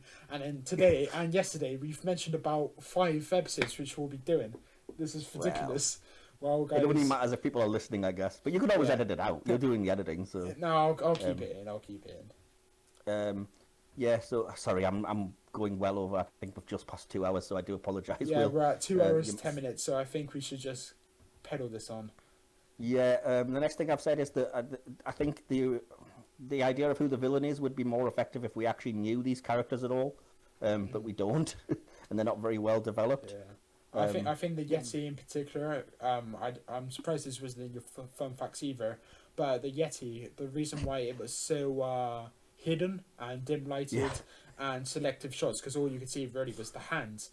It was because it was 15 years after the episode it appeared in, and I thought, 15 years, that ain't too bad. But apparently, the actual outfit had deteriorated so badly that they couldn't show it. So I assume there were holes. It must have weathered after time. The hair must have gone. Bad. But yeah, though it was a wasted opportunity. But I am glad that there was some sort of villain that they had to encounter when reaching the tower, because of course I think there's a bit of dialogue when they actually get there, or I think it may be the First Doctor, that the Time Lords didn't anticipate anyone surviving the zone. So I'm there's glad other things there was before that though, as well. I'm glad there was a villain. Well, yeah, the Cybermen and the Master or whatever. But harsh conditions. the traps and stuff as well. Yeah, but, Sorry. harsh conditions. That's See, I could have lived without the Yeti, because I think there was enough there to justify that anyway. And I don't get what the first kind of 20 years of the show were so obsessed about this bloody Yeti. Like, every interview they're talking about the Yeti. It appeared in one episode and it was a terrible costume. What's the obsession? Yeah. But yeah, that's just me. That's a personal thing. A lot of people might disagree with me on that one, I think. That's a weird one, because I've seen a couple of tweets over the years, and people would like ask what villain should return, and a handful of people say the Yeti. So I don't know. I don't get it. No, neither do I. It's just installed into the fan's mind, I guess. Yeah. It's weird. Yeah, It's weird. But got yeah, really that iconic status, hasn't it? yeah, and I wouldn't say it doesn't. It doesn't deserve to be classed as one of the best villains, iconic, but it just is. You can't say it doesn't deserve it, but it is. You just can't take it away. Well, I can not acknowledge it. Oh yeah, yeah. But yeah, talking about that scene, I thought it was another good bit of awesome comedy. Like you, I like the Second Doctor, probably not as much, but I do. And the funny scene where he's going through his pockets and he picks out like a slingshot and a bunch of stuff, and he can't find what he's looking for, I think is brilliant. Troughton plays that kind of off-kilter comedy really well, I think. absolutely. Speaking of which, I love that the line, "No, not the mind probe," has become a meme. Like, it's an ongoing joke about some of the worst dialogue you can give. Yeah. So now that you know that, you'll see constant "no, not the mind probe" references everywhere. Yeah, I think there's actually someone who with that in their name. In their username, yeah. Yeah, it's like Dr. Ocho or something, and he's got the mind probe in his name. So that Oh yeah, I know what you mean. yeah. I just wanted to make a quick note that we see the seal of Rassilon, and it's the familiar Time Lord symbol, even though it was actually used before that for the Vogons in that episode that we shouldn't name because it's terrible. yeah, let's just skip all of this because But we've been through I it. do think now we're actually into the tower scene when they're actually in the tower, because you talked about Yeah, the I'm zip just at wire. the- We've talked about the cave. I'm at the checkerboard scene now. Yes. Which I've just said, it's good because you get a clever way to build stakes and also get rid of the Cybermen, which I think is written really well. Yeah. But the idea that they're interpreting it as easy as pie is nonsense because it never explains what that even bloody means. Yeah. And yeah. it's unfortunate that Richard Hurndall just walks in a straight line I was because they gonna couldn't say. afford to reshoot I it. was gonna say. The master it kind of hops left, right, and then he kind of walks across, and then he says to Tegan, "Don't forget the path." And I think, what path? You literally just walk forward, and then apparently it made was, such a big deal about it, and then we had Yeah. about a minute of just Tegan walking across, and it was literally just in a straight line. And I thought, this is stupid. Apparently it was a mistake, yeah. Richard Hurndall did it. It was a complete fluff, but at the time they were like 17 minutes over running and they couldn't be bothered or able to reshoot, Yeah. so they just kept it in. But yeah, it's But it's I, daft. I do like the scene. I like the whole scene with Cybermen being destroyed and Yeah. and the master Yeah. killing them off Yes. one by one. I love that. Yeah, But yeah, I agree that- completely. The set itself is really good as well. oh yes, the sets It's in really general, impressive. the location was great. Yeah, and I think that's the kind of idea of the checkerboard with a laser trap. I don't know if this is the first ever time you see it in pop culture, but I know Yes. I've seen it in a lot of places since then. Yeah, it's in what do you call it? Indiana Jones, something similar is Is in it? that. Okay. Yes, it is. Cool. In this, I'm completely misremembering. But yeah, it's in. No, Indiana I can Jones. believe it. Yeah. I know that stuff like that always appeared in like the old game shows, like probably before your time, but shows like Nightmare and stuff. Yeah, the kind no of idea Dungeons what and Dragons quest no type idea. of- Yeah. Oh, I've heard of Dungeons and I've Dragons. got absolutely no idea. Yeah. Ah, well, at least one person listening might know what I'm talking about. But yeah, so then we see the illusions of Jamie, Zoe, Mike, Liz, which That is, must is have been great. so great to watch first time round. Yeah, I loved seeing Liz again because I completely forgot Yeah. she'd returned even though it's only like a brief scene, and I was like, oh, bless, there's more of her, even though it's only this one thing to cling on to. Yeah, it was completely unexpected because I've never seen this before, but I was aware of cool. all the doctors being in it. So Yeah. that was Yeah. a really nice shock, actually. Yeah. Yeah, I- it must have been at Jamie the and- time. Yeah, But I think Agreed. that those kind of moments must have been like the no sir or 13 moment in Day of the Doctor or 12 or Yes. whatever it is. It must have been that kind of Yeah. moment. And I really like the most notable scene, in my opinion, is the moment where Jamie's trying to convince the second Doctor not to enter the force field, the supposed force field. And I think Fraser Hines put in, even though he had such a minimal role for what he was given, he played the role really well. And again, because he's in the second Doctor era, I have to say one of my favorite classic Who companions, 100%. Well, related to that, I don't know if you know it, but that scene was originally supposed to be Jamie and Victoria. Right. So they had to completely rewrite it because the way that the Doctor was going to see through the illusion was that Victoria was going to mention the Brigadier, Right. and the Doctor would have remembered that he was actually a colonel when she knew him. Okay. But that scene wouldn't make sense with Zoe, so they just have the thing about, oh, your memory should be erased. Even though it's kind of weird that the second Doctor remembers that when it was just before his regeneration. Yeah. But yeah, I love the fear as an illusion sentiment. I think it's very doctory. The idea that you can overcome fear, the only thing you have to fear is fear itself, kind of thing. Yeah. So I like that those scenes are included. When the companions all meet up, it's some really good scenes, I think, as well. I don't understand why randomly at this point the Cybermen's voices all go as if they've been inhaling helium. I don't know if it's an issue that they had with the dialogue mix or something, but they just go really high from nowhere. Another No thing clue I why. noticed with the Cybermen was earlier in the episode when they were out in the zone, one of the Cybermen gives instructions, and then they kind of walk out a shot, and then that one Cyberman is just stood there like Cristiano Ronaldo in his in his stance, and I thought, oh, that actor had too much fun, whoever that was. Bless. I didn't spot this myself, but I'm reliably informed by all of the goofs sections that there's a scene inside of the tower in the checkerboard moment when you can see a Cyberman wearing jeans because they hadn't put the bottom part of the costume on. No. But I didn't notice it, and yet I really want to go back and see that now. That's so much like Classic Who, man. Classic Who was great. Yeah, man. The production awesome. mistakes, the shaky designs is great. I love Yeah, I love how also- it's transformed into the show it is today. It was Oh, so completely. different. Yeah. But Yeah. respect the past. Yeah, absolutely. But yeah, I've said that I liked the Doctor discovering the notes on the harp, but I think they missed a trick. They should have made it the Doctor Who theme tune. Yeah. Maybe that might have been a bit on the nose, but it would have also been kind of cool if he was like. I do Um, think the theme tune is incorporated in the score across the Yes. episode, because I don't know if Yeah. it was just me, but I'm glad that it wasn't just me that picked up on it.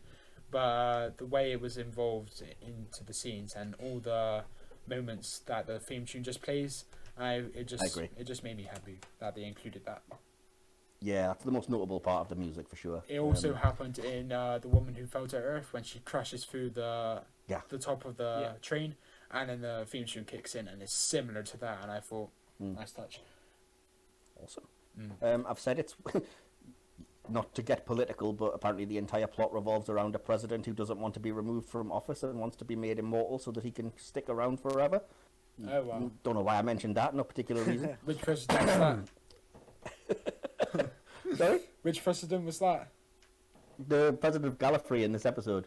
No, which president though in real life? Which president was it? Oh, I couldn't possibly comment. It's certainly not anything that's going on like right now. As what we record, okay. you know, the Time Lord president of Gallifrey probably wants them to count all Oh, votes and I've declare just them illegal. completely. That's went over my head. That's the second time this has happened. I hate this. Bless. Moving swiftly I on. hate you both. I hate you all. The third Doctor gets his catchphrase, reverse the polarity of the neutron flow, of Yeah. course. Another iconic moment. Yep. Davison's very good, but the mind control acting is not, unfortunately. Oh no. It's nice that they all come together for the mind thing, which might be a callback to the contact moment from Three Doctors. But I do think it's a good bit of writing to culminate in them all having to come together. Yeah. I love it's similar to what we were saying in our previous episode, which would have went out by now, but I love that the ending is kind of horrific and has that poetic irony. You know, you'll be made immortal, but only because you're going to be a horrible statue. But unfortunately, it's kind of undercut by the fact that there's one convenient empty square on the thing. Yeah. I've said, yeah, it's important to note that Rassilon would return. He would get resurrected and be in the New Who era. It was good that the first Doctor saw that immortality is a curse, not a blessing, but unfortunately, I think that kind of contradicts the current era of the show. Yeah, which is I do. unlucky. Did you just mention about this the trance that the Fifth Doctor was in? You didn't like it? Yeah, the mind control acting I just didn't. Oh think was yeah, great. the acting wasn't the best, but how the Doctors tried to convince Davison's Doctor to come round from the trance, I Yes. think that was all mighty fine. But then, Yeah. like I said, Davison, he wasn't the best in this episode. But Yeah, I really do like the interactions, even though it was very brief, between the first, technically, the second and the third Doctors. Agreed. Yeah. Yeah, it's good to see them all come together. And speaking of which, I think, I criticise lots of the dialogue and stuff, but there's some absolute triumphs, and I think the first Doctor saying it's good to see my future is in safe hands almost made me tear up. Yeah. It's really Yeah. cool. I Brig do- gets to yeah. say... I Sorry, go ahead. I do also like the subtle jabs they have in the script about like, Yeah. oh, you've changed, and he says thankfully or stuff like that. That happens about 2 or Yeah. 3 times across the episode, and I think Yeah, and Yeah. I was just going to say the fact that they call each other Fancy Pants and Scarecrow, which is a development of the kind of dandy and a clown insults and everything. yeah, They never get Yeah, and on, also- even though they're the same person. It's great. Yeah, And there's Fair also a Dan. reference to John Pertwee's Wurzel Gummidge as well, which is yes, really good. yeah, but Special. it's him Yeah. calling the second Doctor that, which is such a Oh, weird... Yeah, because I thought the same, and I was like, no, he's saying it to the second Doctor. But yeah, okay, fair enough. Yeah, the Brig gets to see Splendid Fellows, all of them again, iconic. yeah, I loved the scene of the TARDISes all splitting, but I know it's not in every version, so you obviously saw the time scoop instead, Will. yeah. It was like this time because he says watch this, and then the time scoops just take him out of the TARDIS one by one. I think that's a shame, because I think the scene that they replaced that with is much better when they go to the TARDIS, or you'd see them all go somewhere, and then Tegan simply asks, like, oh, what's going to happen now? And the Doctor tells her to watch, and then the TARDIS literally just splits into 4 different TARDISes. So there were which good looks elements really and bad elements with both versions then. 'Cause, Definitely, I would okay. say so, yeah. Yeah. Yeah, so I only have one more note, which is to say that once again the Doctor is made Lord President, which has happened 1 or 2 times already at this point and will happen again. That's going to come up and be important, but I think the ending of the episode is the strongest part, and it's beautiful that 100%. he says, you know, "Well, are you choosing to willfully run away from your people?" And he ends it with, "Why not? That's how it all started," which I think was a perfect way to end an anniversary story. Yeah. Absolutely. Dan, do you want to go through your notes? Yes, I would agree with everything that we said. I think the one thing we didn't mention was the Master sort of double-crossing them at the end and sort of trying to go after the immortality, and then the Brigadier absolutely like punching him. Yeah, Which is a great, snapping him. absolutely great moment. And what makes it There's better is that he wouldn't know Ainley's Master, I think. Because No, he'd that's never true. met, Yeah. but he just knew straight away. And I think There's, that's a brilliant bit. There's also a fantastic blooper, if you have the DVDs or whatever, where that happens and then the Master obviously falls down decked, and John Pertwee's like, "That's the end of the Master then, that was a strong punch," or whatever, and then goes as if he's kicked him in the crotch when he's down on the floor. This is absolutely amazing. But I do think the scenes that were outside of the tower were pretty slow. So to have the twist of immortality being in the paving slabs, that just made me think of Love and Monsters then. I gotta get that image on my head. I gotta get that image on my head. But the actual the twist of the being in the slabs of the coffin, the monument, I really liked that twist, and it felt like it made everything else that came before so rewarding. And the when they say, "Would you also like to be immortal?" to the doctors, and then it kind of cuts back to them, and they're all shocked, like, "No, please, no." I think that's a great moment there.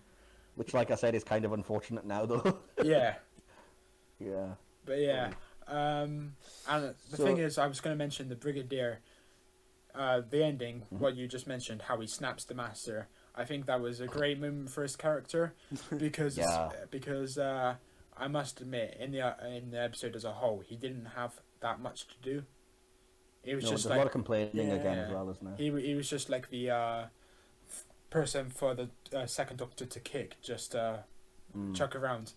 So yeah, and I thought halfway through, or like near the end actually, where he gives him his coat, like hold this or something, and I thought he's just there to be the coat hanger. Yeah.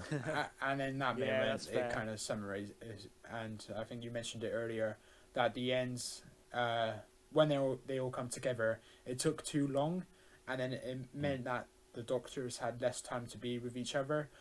But I really liked that and you could have done way more with it than they did. That obviously the Brigadier's with the second Doctor, but then he encounters the third Doctor when they get there. And it's, "Oh, you as well," because I'm like, yeah, you do more with the fact that there are companions here who have seen 2 of the Doctors, and you know they would know them both, kind of thing. But yeah, I think the ending, the final 10 minutes of it was superb, and then Davison running away from the Council of Time Lords, and he's just saying, "You're in charge until I get back," and then they just rush off in the TARDIS. That's how it all started, and in the credits. And I think that was a great way to end it. Yeah. So yeah. Yeah, Agreed. really well done. Sorry, Dan, I'm aware that we've spoken a lot and haven't given you a chance to That's say all right. very much. So did you have anything else just quickly before we hit the summaries that you wanted to note? Well, we've really said it all, really. Yeah, fair enough. Well, do you want to give your summary and your score out of 10 then? And because we always do like a little or long conclusion of overall thoughts, and then like just a score out of 10. I must say, we are approaching the territory of being the longest episode. We're No way, we've had a 3-hour rep, man. Yeah, 2 hours 45 that episode came up to, and we're now at 2 hours 26. So 20 more minutes and we'll get there. So We're not going to take 20 minutes, we're literally just doing the conclusions and then we can sign off. yeah, sure. So that'll be fine. Go for it, Dan. Okay, cool. I'm going to say I really enjoyed this. It was a fun, like, romp. It threw everything in there. You had the Doctors, the companions, Cybermen, and Daleks. I think sometimes some elements didn't work out how they were obviously meant to, and I think some of the companions were underutilised, as particularly the women, the female companions, because that was quite clear throughout, really. But yeah, on the whole, really fun, really enjoyable, and it expanded like the Time Lord lore and stuff like that. So, you know, it still holds up today.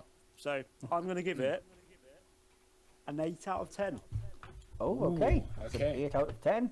Okay. Will has noted that down. Do you want to give your quick summary and score then, Will? Yes.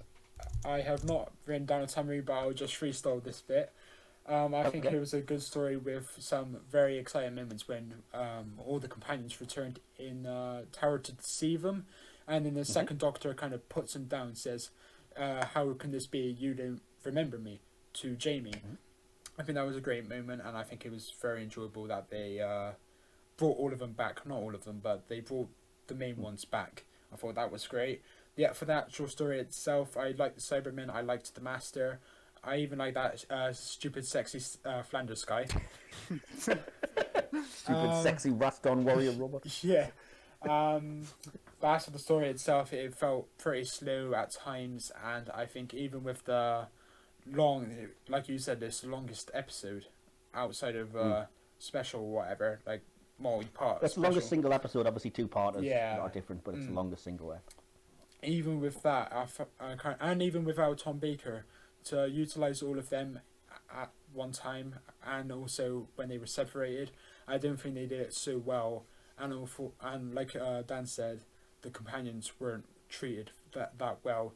Not just the women, but also, like I said, Alistair Lethbridge Stewart. I don't think he was great, but of course he did have his moments.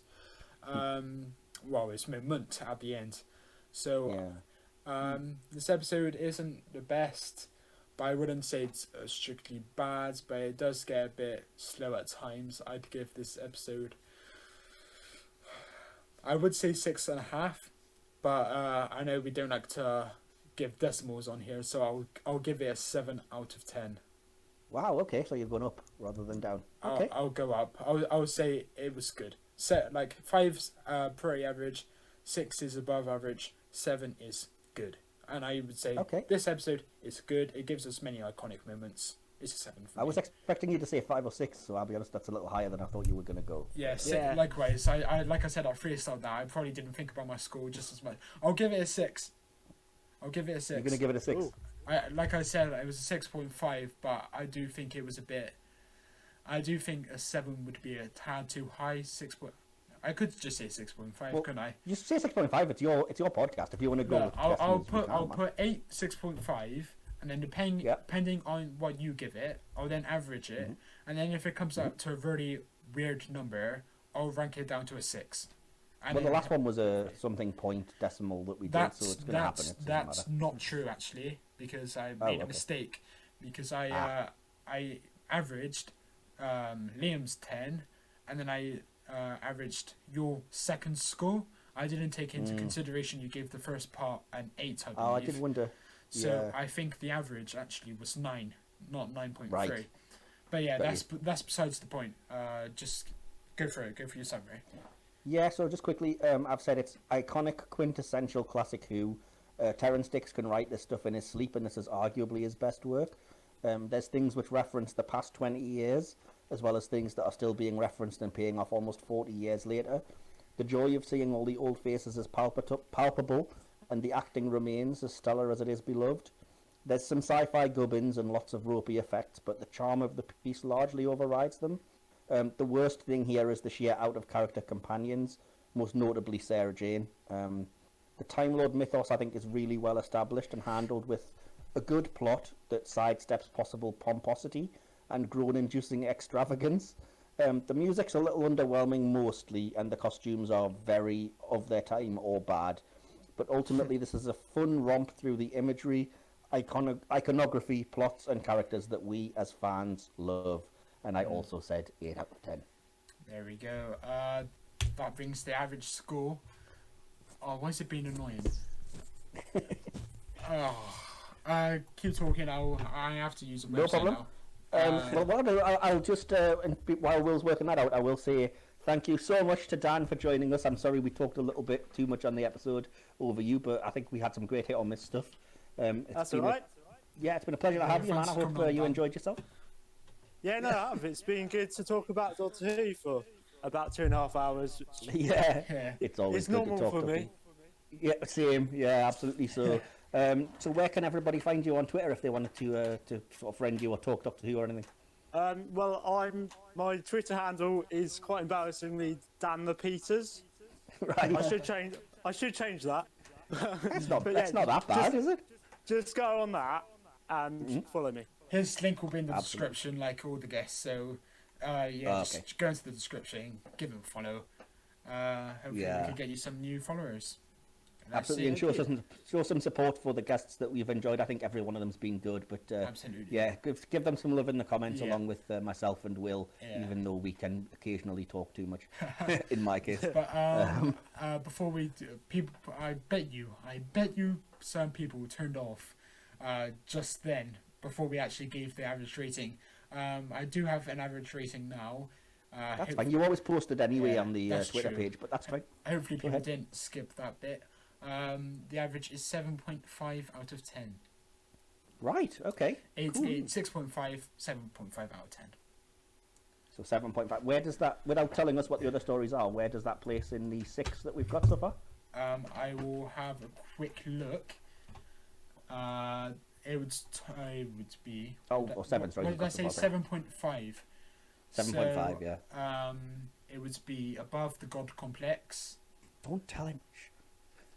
No, the God Complex episode is already out. Oh, it's already out. Yeah. Of course, Yeah, that's yeah. all. And then, of course, the one we did yesterday is the highest one. Mm. And then it goes the special that you guys reviewed without me. Yeah. That was an 8 out of 10.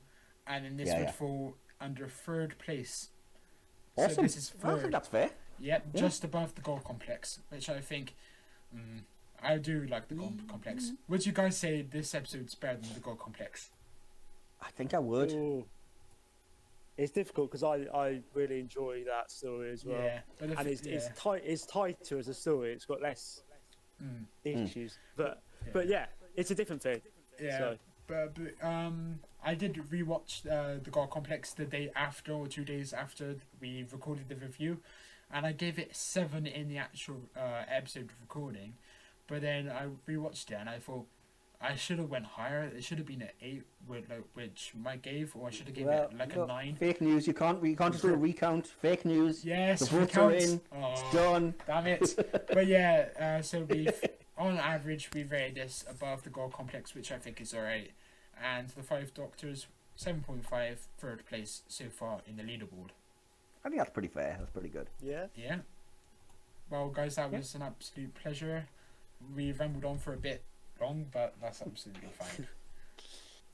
So, yeah. Well, again, thanks for Dan for joining us. Thanks, Will, for letting me take the reins for this No particular worries. episode. The next episode that goes out, I believe, will be Will hosting solo. Yeah, that's why with Mike. a couple of guests. Yeah, that's why Mike got the bigger role today. But don't worry, Mike, you'll be underneath me again in a couple episodes time. Ha ha ha.